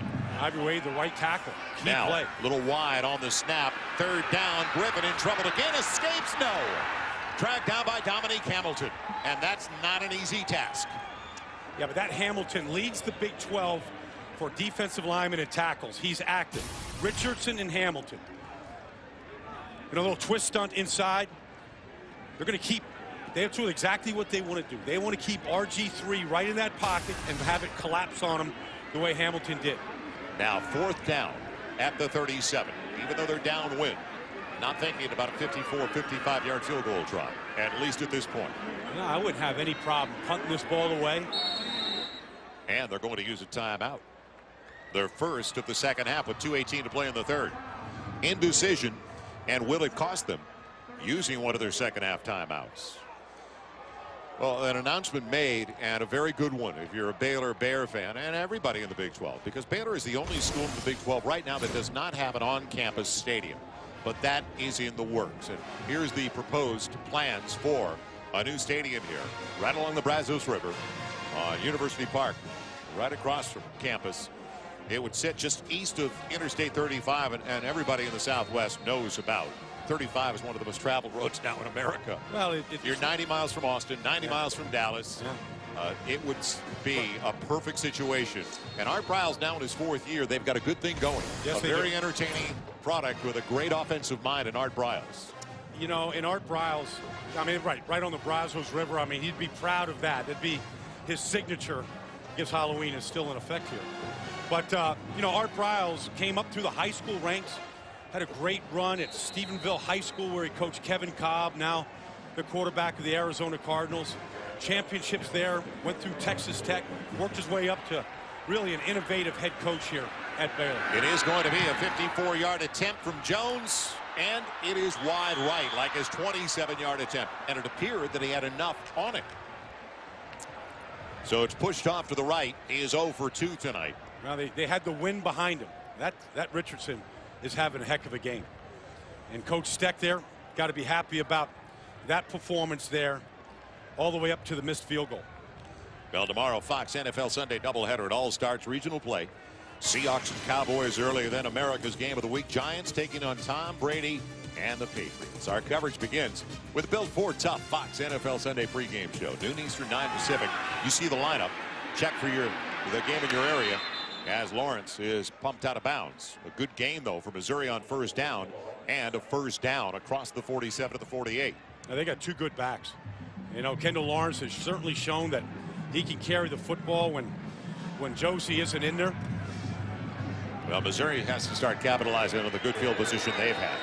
From the 37, that one. Now Agnew on their own bubble. And the big tight end put the ball on the ground. It's loose. And Baylor says they had it at the 49. Do they? Yes. I think it was the hit by Elliott Coffey that knocked the ball loose as well. Coffey made him cough it up. Yeah. And it's recovered there by Ahmad Dixon. Elliot Coffey's father, Ken Coffey, a former Redskin, came in from his middle linebacker spot. He's the quarterback of the defense. There's Coffey stripping it loose there from the inside out. Yeah, Hicks helped him on the bottom. Yeah, and look at the hustle there. Hustle coming in from the outside to recover it. First big turnover there of the evening. And the real difference right now, when Baylor runs the bubble, they run it with a track star. Yeah.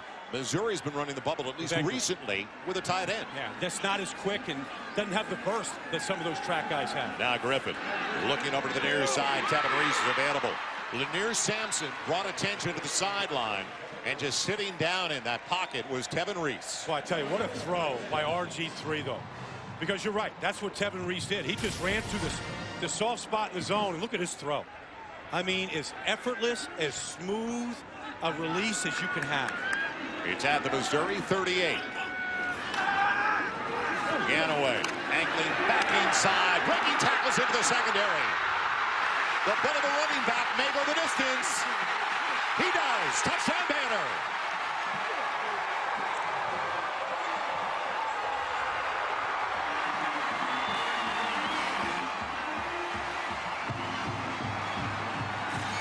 Well, it started with the read by RG3 to give him the ball, but that was a whole lot of 240 pounds of Terrence Ganaway making people miss, showing you the light feet on a big body. They call him a slasher, and he slashed the difference for that touchdown run. The extra point by Jones. And now a 2-touchdown lead on homecoming weekend for the Baylor Bears. Yeah, man. I like the look. Yeah. I tell you. Whataburger, what a play. We've said he's at about 250 pounds. Just get out of his way, Terrence Ganaway. Well, you're going to see you're going to get a little block here from the tight end, but he's really just going to clear this out himself. He's got a good cut there. Runs right through the middle linebacker on that play, Andrew Wilson. Now he bounces it. And that's the vision. Now the vision, and now the legs get going in the breakaway speed to finish the run. Bounces off two players there. Now, here's the cut. Nice little cut. No socks on, like nice little sockless look there by Ganaway. Warm night. Yeah, that's what it is. It's our Whataburger, what a play, and it could turn out to be what a night for Terrence Ganaway. A lot of time left, but Baylor's got the momentum. I saw Ganaway yesterday in the walkthrough. He had his glasses on. He looked very erudite. You know, he's a graduate student. He's finished his school. He looked like an intelligent guy, but a mammoth body. I called him a truck, that truck-sized body, Mack truck-sized body, to his offensive coordinator the other day, and he had to agree. Back deep from Missouri, it is T.J. Moe waiting for the kickoff from Parks. Man, we talked about the wind. It's off the tee. It's downwind right now. So Missouri is going to have the wind at their back for the fourth, and do they ever need it?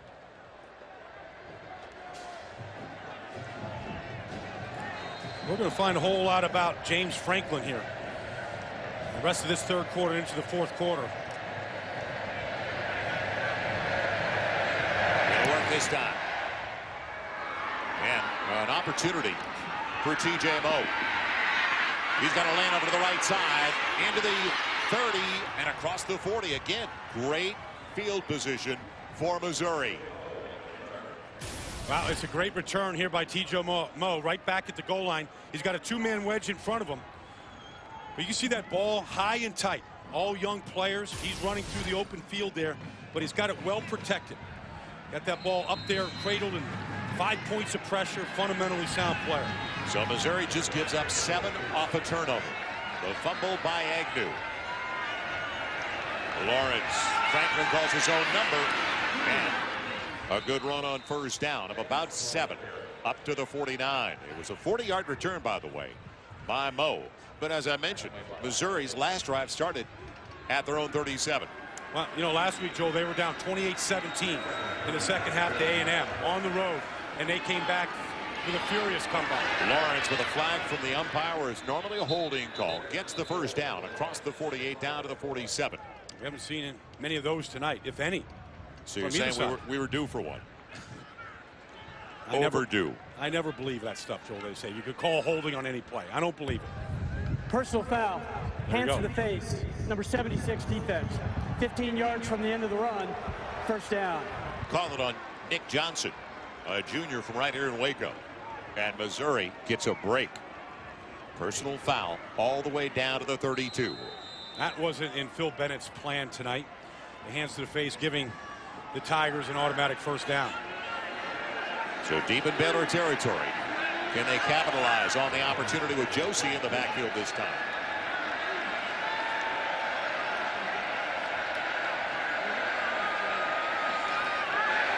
It'll be Franklin again. A little crease closed in a hurry. A gain of about 5. You talked about the comeback. That was the largest second half comeback. The second largest actually in Missouri history. You got to go back to 1949 and a 14-point deficit in the second half against Nebraska. Joel, you did your research. I mean, it stands out when you come back on the road, and that was their biggest conference road victory to come back from since '97. Josie in the flat, first down Missouri inside the 20. Knocked out of bounds on the final snap of the third. So Missouri is driving once again, but can they take advantage of the great return and the setup by T.J. Moe on special teams? So they'll turn around. Missouri will have the win at their back for the final 15 minutes of regulation. And do they have more thrills for us like we saw last week at A&M on the road to the Tigers? You're watching Big 12 College Football Saturday presented by Academy Sports and Outdoors.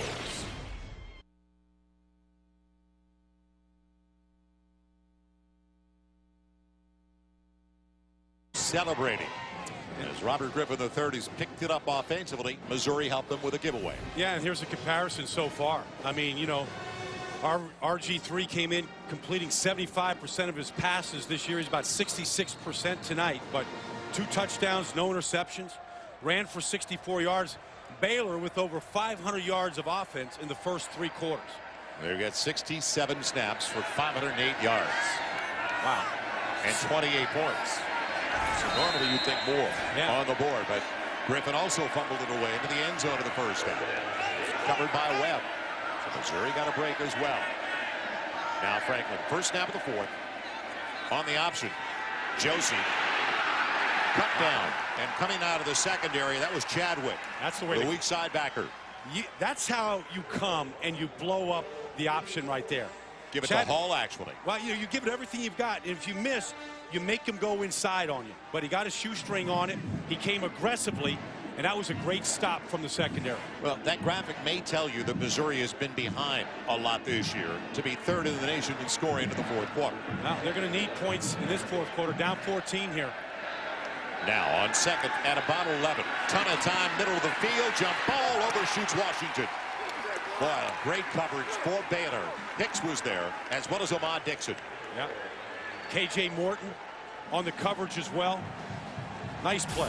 Nice play by Morton. Try to read his number. Just a sophomore. It's tough, Joe. It's fast. Those here. dregs. It moves fast. Those dregs are halfway down his back. Don't we all wish we had those problems? From the 19, 3rd and 11.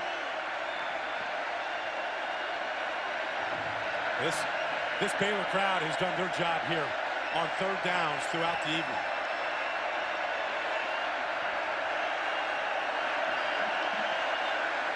Here comes the blitz. They pick it up. Franklin in trouble. And out of the edge, it's Agnew. Now, you're down by 14. You're on the road, and you're looking at 4th and about a little more than 4 at the 12. The pressure came from Mason. Personally, Joe, I think there's a lot of time to play. I mean, I wouldn't have any problem kicking the field goal right now. You got to stop them on defense. I think this is the right decision by Pinkel right here. It's early in the 4th, opening minute of the 4th. But Missouri at the same time has to take the ball away. They've got to create. They got to play better defense, Joel, but you can't take away this opportunity for points right now. It'll be a 30-yard attempt from Barrow, his first of the night. Man, justifies the decision by Gary Pinkel.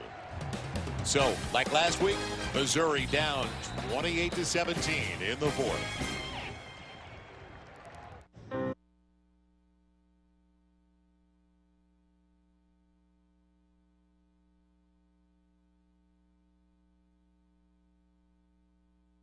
create opportunities. Time now for an Academy Sports and Outdoors game break. Let's go to Kevin Frazier and Mark Patel. Guys. Steve Sarkisian and Chip Kelly discussing things. Oregon and Washington on the way. Remember, the Huskies with just one conference loss can shake things up in the Pac-12 North if they can upset the Ducks. That's coming up at 10:30 Eastern, 7:30 Pacific. Guys. All right, thank you, Kevin. Look forward to that one. Good matchup at Seattle. And, of course, next week it's Oregon visiting Stanford. Both teams could be undefeated in the Pac-12. Unless the Huskies are the spoilers. Yes. Tough place to play. Been there a lot, Husky Stadium. Now, from the 20. It'll be Griffin. And he paid for that carry. Richardson was there. A couple of other Tigers. Sheldon Richardson showing up on film again. He got 2 after the 22. Well, between Jacquez Smith and Richardson, they've got 2 real dominant performances from their front here tonight. I've been impressed by the toughness of RG3 throughout this game.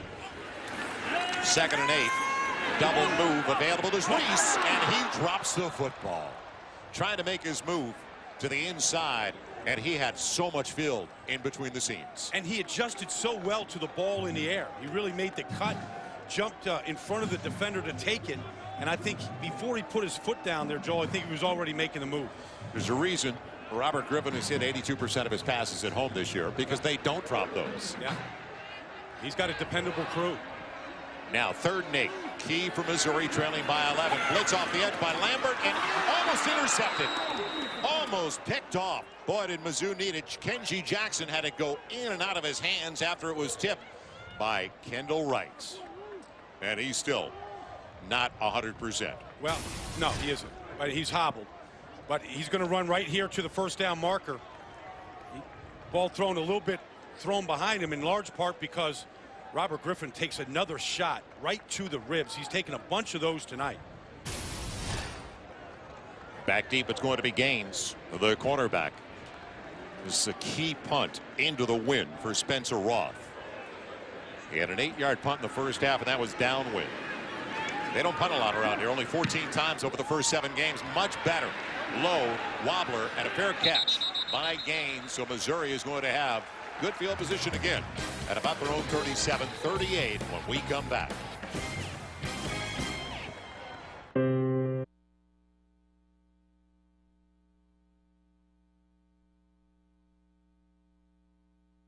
Rain would fall down. I just stare out my window, dreaming of what could be, and if I'd end up happy, I would pray I could break away. I'll spread my wings and I'll learn how to fly. I'll do what it takes till I touch the sky, and I'll make a wish, take a chance, make a change, and break away. Out of the darkness and into the sun, I won't forget all the ones that I love. I gotta take a risk, take a chance, make a change, and break away.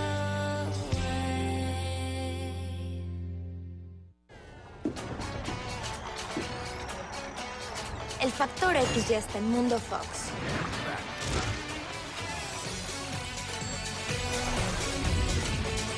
Don't miss Chino, Nacho, Angelica Maria, and the princess of Latin pop, Belinda, in the search for the next young Latino music star.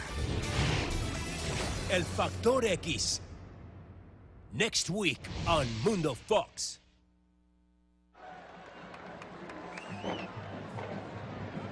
With 9:58 left in the contest, Baylor gets the ball back, and the Bears homecoming night up by 11. Our Toyo Tires presents Driven to Perform, and it's got to be Kendall Wright playing hurt. Yeah. And that happened early in the game and staying out there. Yeah, but, you know, he's gotten it retaped a couple of times, but Kendall Wright is his go-to guy for RG3, and he's dependable, and he's dangerous after the catch. About the only thing he hasn't done so far tonight is get the ball in the end zone. Came into tonight with 260 career receptions here at Baylor. All-time leader in receptions for the Bears, receiving yards, touchdown catches with 25, And he's caught at least one, and including tonight, in 45 consecutive games. That's the third longest of the nation. That's impressive. It's impressive because it tells you that the guy lines up to play every weekend. Now on first down, it's Griffin. And he breaks out of the tackle in the backfield, but then is pounced on by Matt White. Now back to Missouri. Only 4 carries in the second half for Henry Josie after 11 of the first half. Have they gotten away from their bread and butter? I think they have, Joel. He's the Big 12 leading rusher. And, of course, that's a kid that's had a great night here this evening, Sheldon Richardson. Had 8 tackles at A&M last week. You know, really coming on as the season's progressed. But I do think Missouri's gotten away from Josie. I mean, that's a guy that can break one at any time. And if he's not getting the touches right now, that offense doesn't move the same. Josie had 11 carries for 111 yards in the first half. He's had 4 carries for just 21 yards in the second half. Baylor's got the ball, just playing keep away. 9 minutes and counting left in the contest. On 2nd and 8, Griffin. No pressure on the comeback route. It's Lanier Sampson holding on. Where do they mark it? A yard shy of the first down at the 27. Gaines on the coverage. And they've got a good one in E.J. Gaines, a sophomore from Independence, Missouri. This guy's got 4.3 40 speed. I mean, if you're the corner, you've got to respect that breakaway speed of his. And so he comes back, and we'll see if Richardson, how quickly he can come back. Ganaway only needed a yard. He's got more than enough. Up to the 32. Time, Joel, to give a little props to that offensive line of Baylor up front. Because, you know, Jack Miners went in there at left guard today. Palmgren moved over to center. It's Griffin going for the icing on the cake. It's Reese. Bobbling, it's got it every step of the way. Touchdown, Baylor.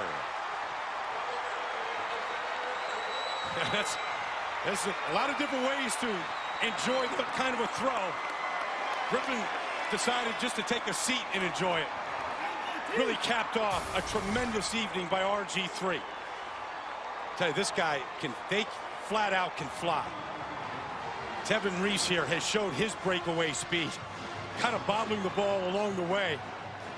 And RG3 is going to just take a seat. He's exhausted.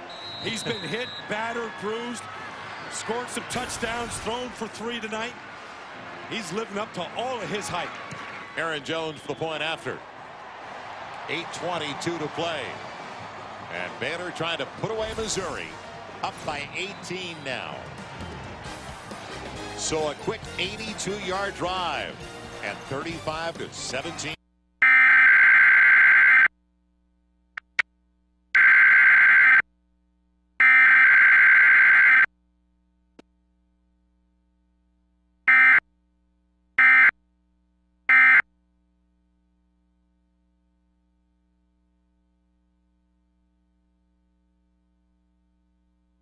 Fly route.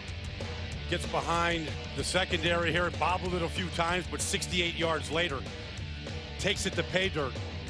And it has been an exciting second half for the Bears offensively. Well, it'll be 5 games at home and 5 wins for the Baylor Bears on their home field. And 1 away from bowl eligibility once again for Art Briles. At 406, 430 is the record. He already said that. Yeah. He's at 406 right now, and the numbers are staggering, but watching him in person, it's even more impressive because he doesn't shy away from contact. He stays in the pocket and takes a shot right to the ribs, delivers the ball. His eyes are in the right place, and a fierce competitor. It'll be Parks kicking it away into the wind. Man, TJ Moe. Check that. It'll be picked up once again by the other man back there. And that is Jimmy Hunt. Well, our friends at the AT&T Cotton Bowl Classic would like to pay tribute to a significant day in college football history when nearly 100 spectators gathered around a field in New Brunswick, New Jersey. November 6th, 1869. First college football game. They witnessed it. Rutgers defeating Princeton 6-4. We celebrate the 8th annual National College Football Day as it's hauled in for his short game across the 35 up to the 38 and taken in there by Agnew. Playing catch up. See if you can find one of your wideouts. Again, Agnew. And a first down out of bounds at about the 48. Baylor will give this to them all night long. Just the short routes, you know, let them, you know, get their first downs and kind of make them bleed slowly, you know, to use a metaphor. Yeah, there was so much discussion that Agnew had 90 catches and only 30 coming into the game tonight. Yeah. I think it got to basically the group. They were going to get Agnew involved. He got involved last week. There's no question. It's a good grab by T.J. Moe. Taking it out of bounds at the 46. You saw RG3 probably talking to his offensive coordinator upstairs on the phone, and tell you, you know, I came in here and I couldn't wait to watch him play. I'd heard all the hype and had a chance to meet him at Big 12 Media Day, talked to him yesterday for a little bit in a walkthrough, and before the game, he's excited. Single on the outside and a great spin on the catch by Jarrell Jackson. As he gets additional yardage after the catch down to the 24. But we said those are the guys that can make plays for you and make a miss in the secondary. Well, that's who you want to get it to. Now, KJ Morton, one of the just, you know, had it turned the wrong way that time, but Morton in that secondary has played extremely well tonight. Tackled well. They've defended the ball in the air real well tonight. And now coming back on it, Lucas. I jinxed him. Does he come down? Yes. Touchdown, Missouri. And what a read by the wide receiver. Is it too late, though, for the Tigers with 7:05 to play? Well, you know, that's the matchup that is just natural, and it's been out there all night. 6'5" Lucas caught the winner against in overtime against A&M last week. Straight fly route against Morton, and you can see Morton's head isn't turned around. And Franklin threw a nice high ball for Lucas to adjust to. Great concentration by Lucas. Well, as we mentioned, Agnew's got 9 catches tonight. Nobody on Missouri has more than 3. But Agnew has 9. Now, they will go for the 2-point conversion, trailing by 12. Try to cut this lead to 10. And a manageable two-score game. Can they make the play? Lawrence in motion. And it's going to be Lawrence. He's in. It's a 10-point ball game. Never know. 7:05 to play. So Marcus Lucas came through last week, the sophomore from Liberty, Missouri, and made a great read despite the defensive back right in his grill. Joel, there's still a lot of time. I mean, 7 minutes in this game with these teams that can score as quickly in 1:13 on that drive. It puts a lot of pressure. It keeps the pressure on Baylor's offense here. So Missouri down by 10. They still have all 3 of their timeouts left. And they don't need to gamble early because of the timeout situation. And while we're watching Robert Griffin III, who's going to try to top his own single game record, he's thrown for 406. The other candidates, the guys that lead right now, you would have to think Luck, Richardson, Moore of Boise State, and the young man we're watching tonight, the junior from Copperas Cove. Last time I looked up at the game of the century tonight, Joel, was 3-3 in Tuscaloosa. I'll take this. It's a different style. It's a different style. There's no question. You put RG3 on the field, I'm getting a little bit more bang for my buck. That guy can entertain you. And I haven't seen a quarterback compete like that since Cam Newton last year at Auburn. Barrow downwind, and there won't be a return. So it's up to the Missouri defense, and they need a 3 and out with a punt very quickly. Our BMW ultimate drive of the game, and it's basically the intestinal fortitude of that young man. Well, he's a human highlight reel, let's face it. I mean, they said that this is the most exciting college football player since Mike Vick, and he does it in a variety of styles. Look at this deep ball. That's what everybody said about him is he's got a fantastic deep ball, and he's got all the charisma that goes with it. Well, I mentioned to you as Baylor will take over at their 20. You are seeing him for the first time live. Missouri showing Lambert on the outside, but the ball goes the other way and a big run into the secondary. Look out, get away, breaks it inside the 40. They will not catch him.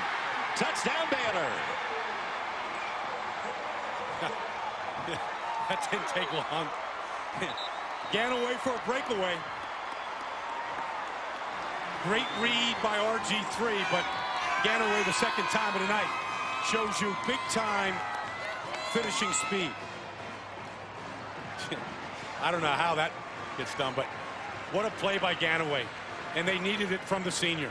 And look at the numbers for his senior on homecoming night. Yeah. That means a lot. Something you will never, ever forget. Yeah, you can never take that away, right? Inside of 7 to play.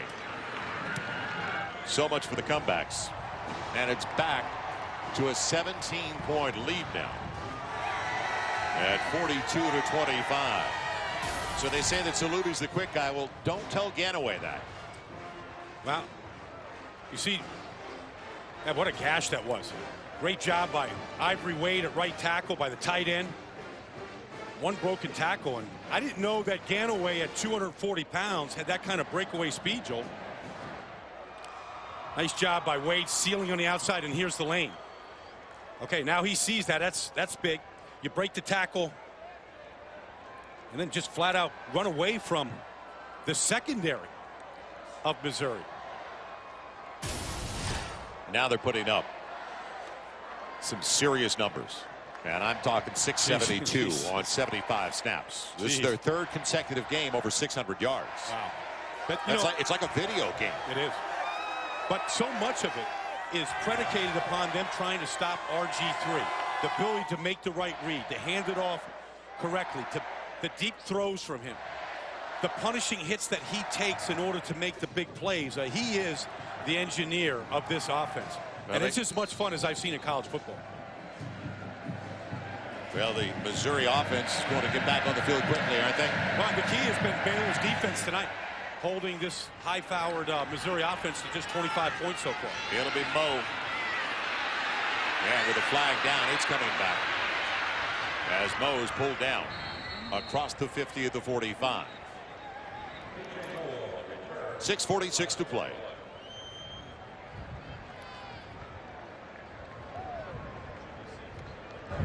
During the return, holding number 12 of the receiving team.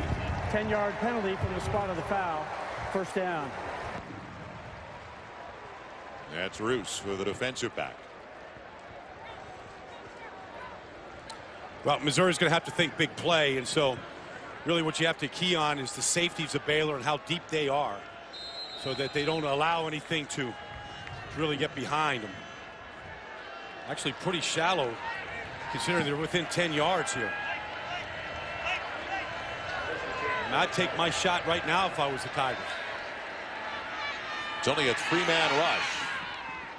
And the grab over on the far side by McGaffey. John McGaffey, junior from Houston. There's Lucas, who caught the last touchdown pass. Big target at 6'5", and good speed to go with it.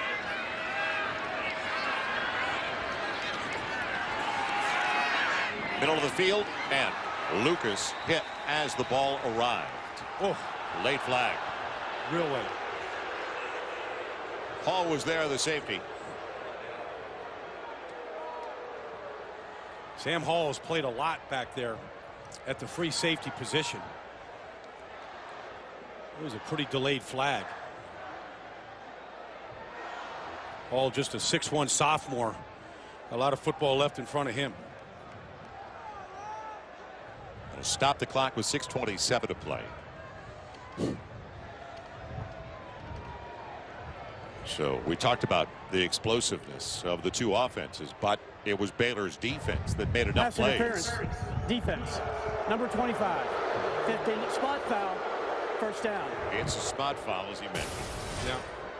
Does he get there and arrive a little early? Ooh. A pretty good play. Yes. by Hall to me. From the 41. Still a 3-man rush, ton of time. And the only one close was Joe Williams. That was an option route that time to Brandon Guerin on the or Kemp on the outside, and he just broke off the route. The receiver's reading one thing and the quarterback's throwing the other. So the difference, you see the guy in the yellow shirt? Yeah. And Phil Bennett told us they needed it. They faced two offenses in A&M and Oklahoma State. And every time they tried to make a play, And I'm talking about as a staff, as Agnew gets his 10th grab up to the 49-yard line, it backfired. It just, if they decided to bring a guy off of one side, it went the other way. But really, the smart move by Art Briles was to bring Phil Bennett here. You know, he was the interim head coach at Pitt last year. That whole change happened. He was available. They signed him in January. And he's been working with these kids. A lot of young kids getting a chance to play. None bigger than tonight. Franklin turning the corner for the first down. And running into Elliott Coffey. Jim Knox. Joel Robert Griffin just finally sat on the bench after congratulating his line at the end of the bench, as well as the defense before they went on the field. You know, guys, it's a styling Robert Griffin as well. You look, a lot of people wonder, what's he deal with the left arm, the sleeve going down the arm? Well, I asked him about that yesterday during walkthrough. He said, that's my styling left arm. That's where I show my style. The right arm is all business. He's all business tonight, no doubt. It's to the 30. Yeah, he doesn't waste any time. Joe Williams on the coverage. And don't forget, Oregon on the road taking on the Huskies in Seattle. That is up next on Fox. It's a very good one in the Pac-12. Franklin again. Man was run out of bounds. Washington. And it's incomplete anyway. Did a great job on the corner that time, forcing him out of bounds. So now Missouri, you got to believe, down by 17 with 5 to play. They fall to 4-5. Still looking for consecutive wins this year, but the inexperience. You start a sophomore quarterback, and you mentioned the inconsistencies. Yeah, he's getting a ton of experience, though. He's going to be a good one before it's all said and done. They've had a great run at quarterbacks at Missouri over the last decade. Agnew, and that hurt from here. Hicks going low. Jeez. That secondary has hit these guys now. Hicks, Morton, Chadwick, all these guys have taken their shots, especially on Agnew, because he's such a big target. Baylor will go to 5-3. We're talking about a couple of the big games coming up for the Bears. And will it be a hold? No, as it's thrown wide and out of bounds. But looking ahead for the Bears, and this their 5th win, with 4:44 to play.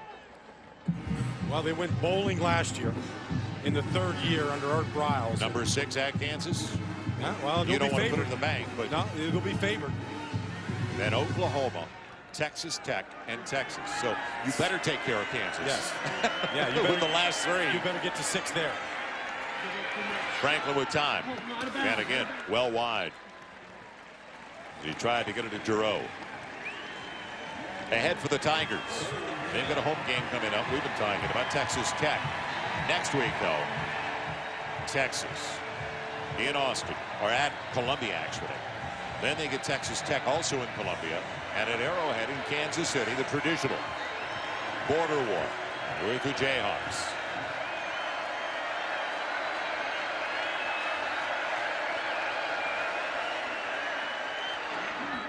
It's Giroux, and he can't get away. Good play by Morton.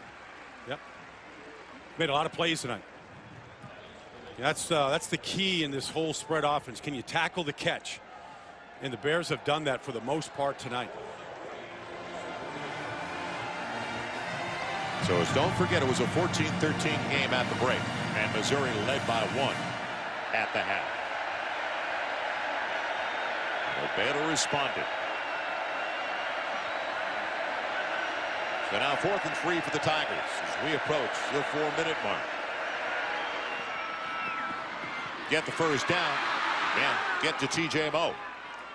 For T.J. Moe, that is only his 3rd grab of the game. Touchdown, Missouri. Nice job by T.J. here, just knowing where he's at on the field. You know, stopping, making the cut inside the defender. They haven't missed many tackles, though. But they finish off the drive, and I would think, down right now, the way they are, that they're going to have to go for the onside kick. Barrow for the point after. So it is back to a 10-point game after the drive took 3 minutes off the clock. 11 plays, 80 yards. Our Sprint Unlimited update. And basically it's Baylor taking over offensively in the second half. Well, I mean, it's been really all Baylor. It was a touchdown throw to Williams. It was the run by Ganaway here, breaking a couple of tackles, showing some breakaway speed.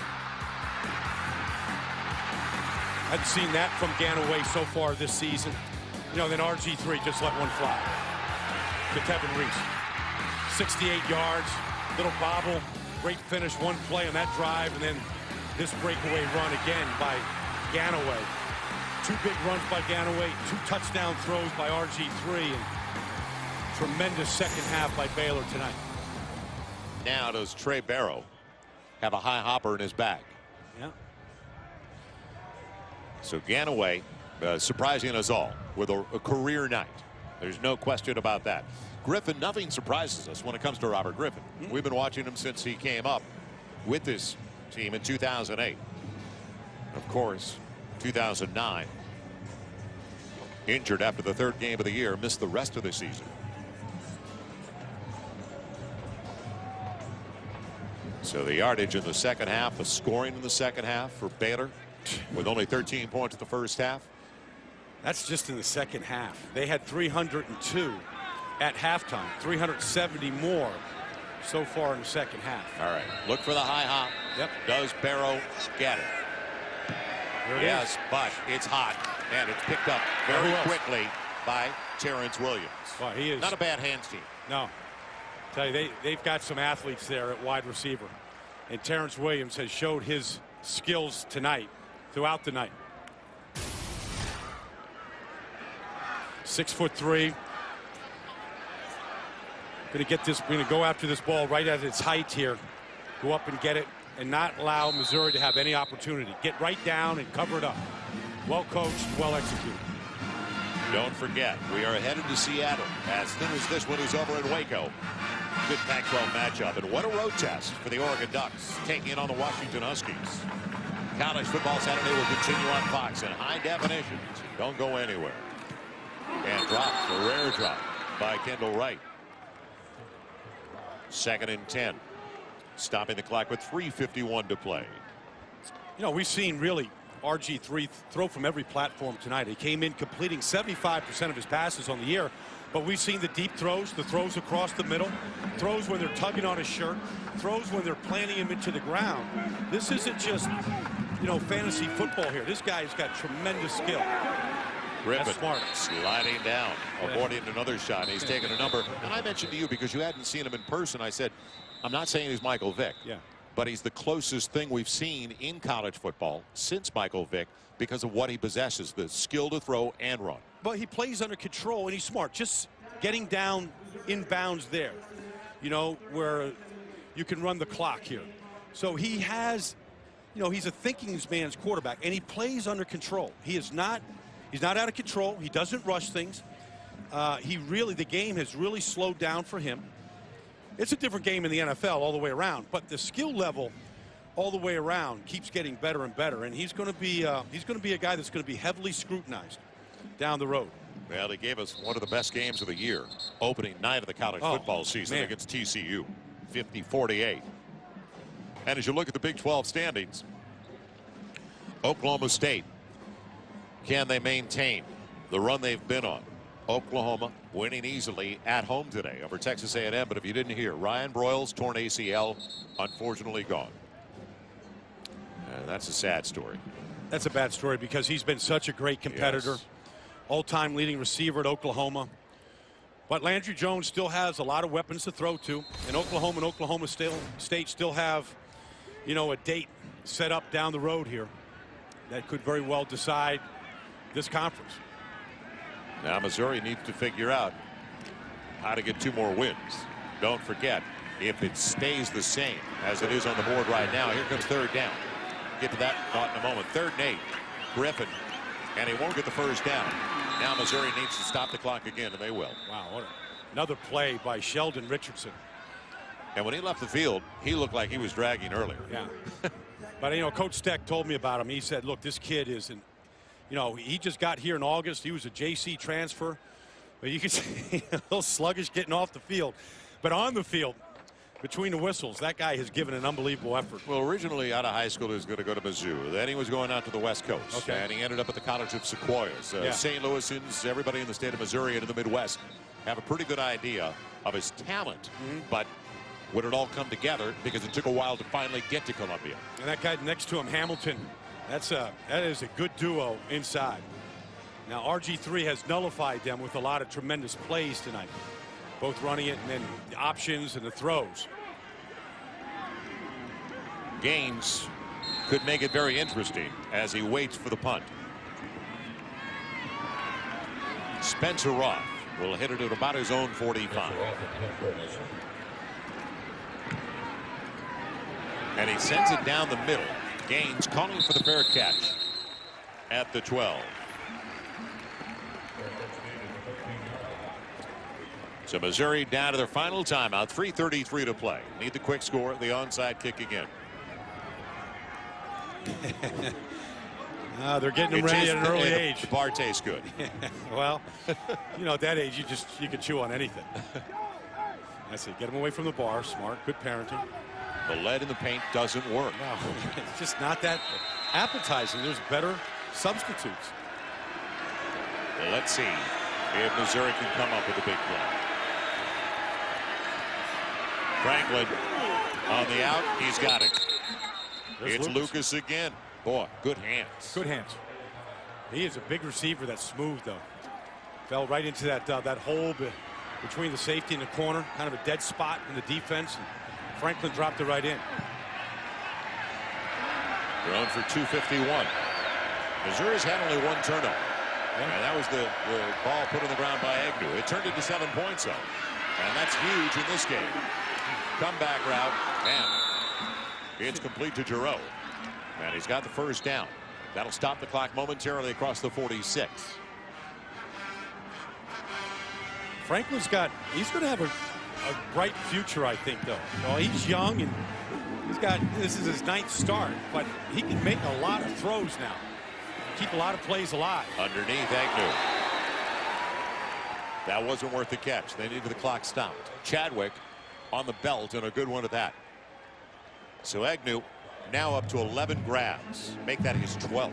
Wow. Only a 3-man rush. Using the sideline. Good job. Giroux gets out of bounds. This is just a Skelly drill here. I mean, Franklin just, it's 3-man rush. There's not a lot of pressure. Roll to his right or left. Hit the comebacks right here. I mean, they're moving down the field quickly, and they're not using up a whole lot of time. But only one time out of the board for Missouri. They're saving it. Even if they get into the end zone. Here comes the pressure. And almost picked. It was hot before Lucas had even made his break. See, that time Bennett dialed up max pressure. He brought 6 that time, and Franklin felt it. He got the ball out of his hands a little quicker than he wanted. Lucas, big body. Laid out for it, though. You want to see the effort. Stopping the clock, 2:24. Bennett's working that gum, isn't he? Ton of time, and again, Lucas. They found him a little bit too late tonight, though, it seems. I don't know. Down to the 15. Joel, there's time. There's time, but you only have one timeout. You're banking on the onside. But look at this throw by Franklin. That's a nice laser shot coming right into your living room. Ooh. Lucas does a good job of squeezing that ball in, and here they are, in the throes of a touchdown here. He barely maintained possession before he was popped out of bounds. Franklin in trouble. End zone, he's got Washington. Touchdown, Missouri. Wow. Shoot. Incredible. Minute 59 to play. Look at that, and they saved the timeout. They saved the timeout, Joel. That was a great drive by Franklin. Some stick throws on his part. Tall receivers, though. Watch Franklin avoid the pressure here. Going to slide to his right, stay alive. Throwing that ball on the run, just dropping it in. Damian Washington, he's 6'4", Lucas is 6'5", big targets for him. But did he wait to go to his wide receivers too late? As I mentioned, Agnew's got 12 catches. Now he's finding his wideouts. And give credit to the Baylor defense. They had something to do with it, taking it away too. But Washington, a long one. Yeah, I mean, that's just almost like the post corner route. Got behind Tyler Stevenson. Yeah, why not? Why not a little chest bump? They're right back in the game. They need a stop. It's a 3-point game. We thought the scoreboard had the potential to blow up. It's been fairly quiet. 42-39. Now, I'll say this, Joel. they don't have to onside kick here. They've got a timeout in their pocket. They need a field goal to tie. They've got the wind at their back. I wouldn't be afraid to kick this ball away right here and try and stop Baylor in 3 plays. 1 first down for Baylor ends the game. That's true. That's true. But I mean, what's the better odds? The better odds recovering an onside kick and getting the high bounce? Well, you saw the high bounce, so Barrow's got it in his bag. Okay. There's no question he can do it, but can you get somebody in time to disrupt it? I mean, that's a big decision by Gary Pinkel here. If he had 2 timeouts, I'd agree with you. Okay. But only 1. Baylor's playing for the onside kick. They got them all up there. So here we go with the final minute 59. And what's it going to be for Missouri? Well, Missouri's not showing anything. They're not showing their hand here as they're all bunched up. And it's going to be an onside kick, high, 1 hopper, and a flag. Missouri was offside. Missouri was offside on the kick. It went the necessary distance, and he got a little hop, but a grab, and a good one by Baylor. So they showed him the high hop, and then they gave him the dribble. Good call. Yeah.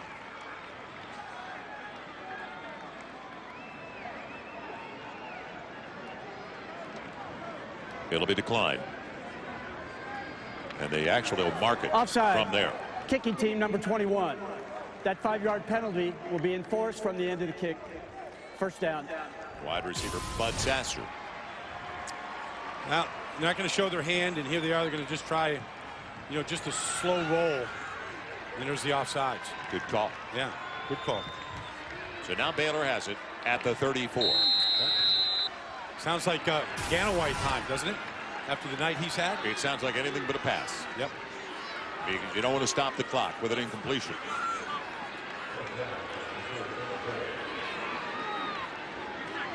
Now Missouri looking to punch the ball away. Ganaway. And now they'll use their final timeout. Ganaway got about 4. Almost 5. Timeout. Missouri, their 3rd and final of the half. So now Missouri has the potential, if they can stop them, they could get the ball back. I think he might be thinking, Gary Pinkel, I'm looking at seconds. How many seconds would be remaining if they can get the stop on 3rd down? Well, but you go back to your point, though, Joel. Did they wait too long to go to those big, tall receivers? Well, he fell in love, and we talk about young quarterbacks. Yeah. I don't think there's any question he's singled on Agnew frequently. But you also were throwing bubbles to Agnew. Yeah, so you put it in there. It was called for him to begin with. The explosive plays just aren't there to Agnew. He can give you a lot of catches. He's sure-handed. But, trailing like they have been in this 3rd and 4th quarter, I think they needed to push that ball down the field a lot earlier than they did. So the next running play, Ganaway with Griffin.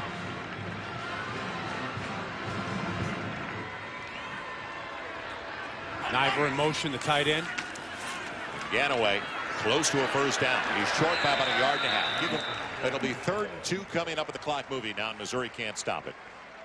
That's good push so up they front. can take it down inside of 30 seconds, around 30 seconds if they fail on 3rd down, and then set it up for 4th down. See, Ganaway just put up his fingers there, the 3rd down. It's like, give it to me the 3rd time. I'll get this first down for you. That's what the senior's saying. Now, Griffin's got to wait with the clock still at 15 seconds. This ball's got to go up the middle because Missouri's coming off the edge here to take away any kind of an option play. Here we go on 3rd and 2. Man, Ganaway's got it, and he's headed to the end zone again. They try to punch it away. What a play by Ganaway. Jacquez Smith, you could see him from behind just trying to spike the ball. And I tell you, Ganaway came with Art Briles from Houston, transferred here. What a night he's had on homecoming, his senior year. Good push up front. Cyril Richardson, great job on the end. Jacquez Smith trying to strip that ball, but... So it will be a 3-point win. You'd have to think he'll take a knee. That's all he needs to do. Doesn't have to do what Phillip Rivers did the other night on Monday Night Football with the Chargers. Just take the snap 699, as you saw, a new school record. We are headed to Seattle. Don't go anywhere, because there's a great one of the Pac-12 tonight with Oregon, the number 8 team of the nation, on the road. Oregon taking on the Huskies of Washington. Now, we will also be watching that game. So Missouri can't win 2 in a row once again. And that has eluded them, as they're now 4-5 for head coach Gary Pinkel. Art Briles and the Baylor Bears 5-3. So Missouri started to move it, but a little bit too late. A little too late, but give Art Briles, Phil Bennett defensively for the most part, a lot of credit, but what a night for RG3 in that offense. Oregon to Washington coming up next. For Brian Baldinger, Jim Knox, our entire crew, I'm Joel Myers. Thanks for joining us. A 3-point win, 42-39 on homecoming night in Waco. You've been watching Big 12 College Football Saturday, presented by Academy Sports and Outdoors. Stick around. Washington and Oregon up next.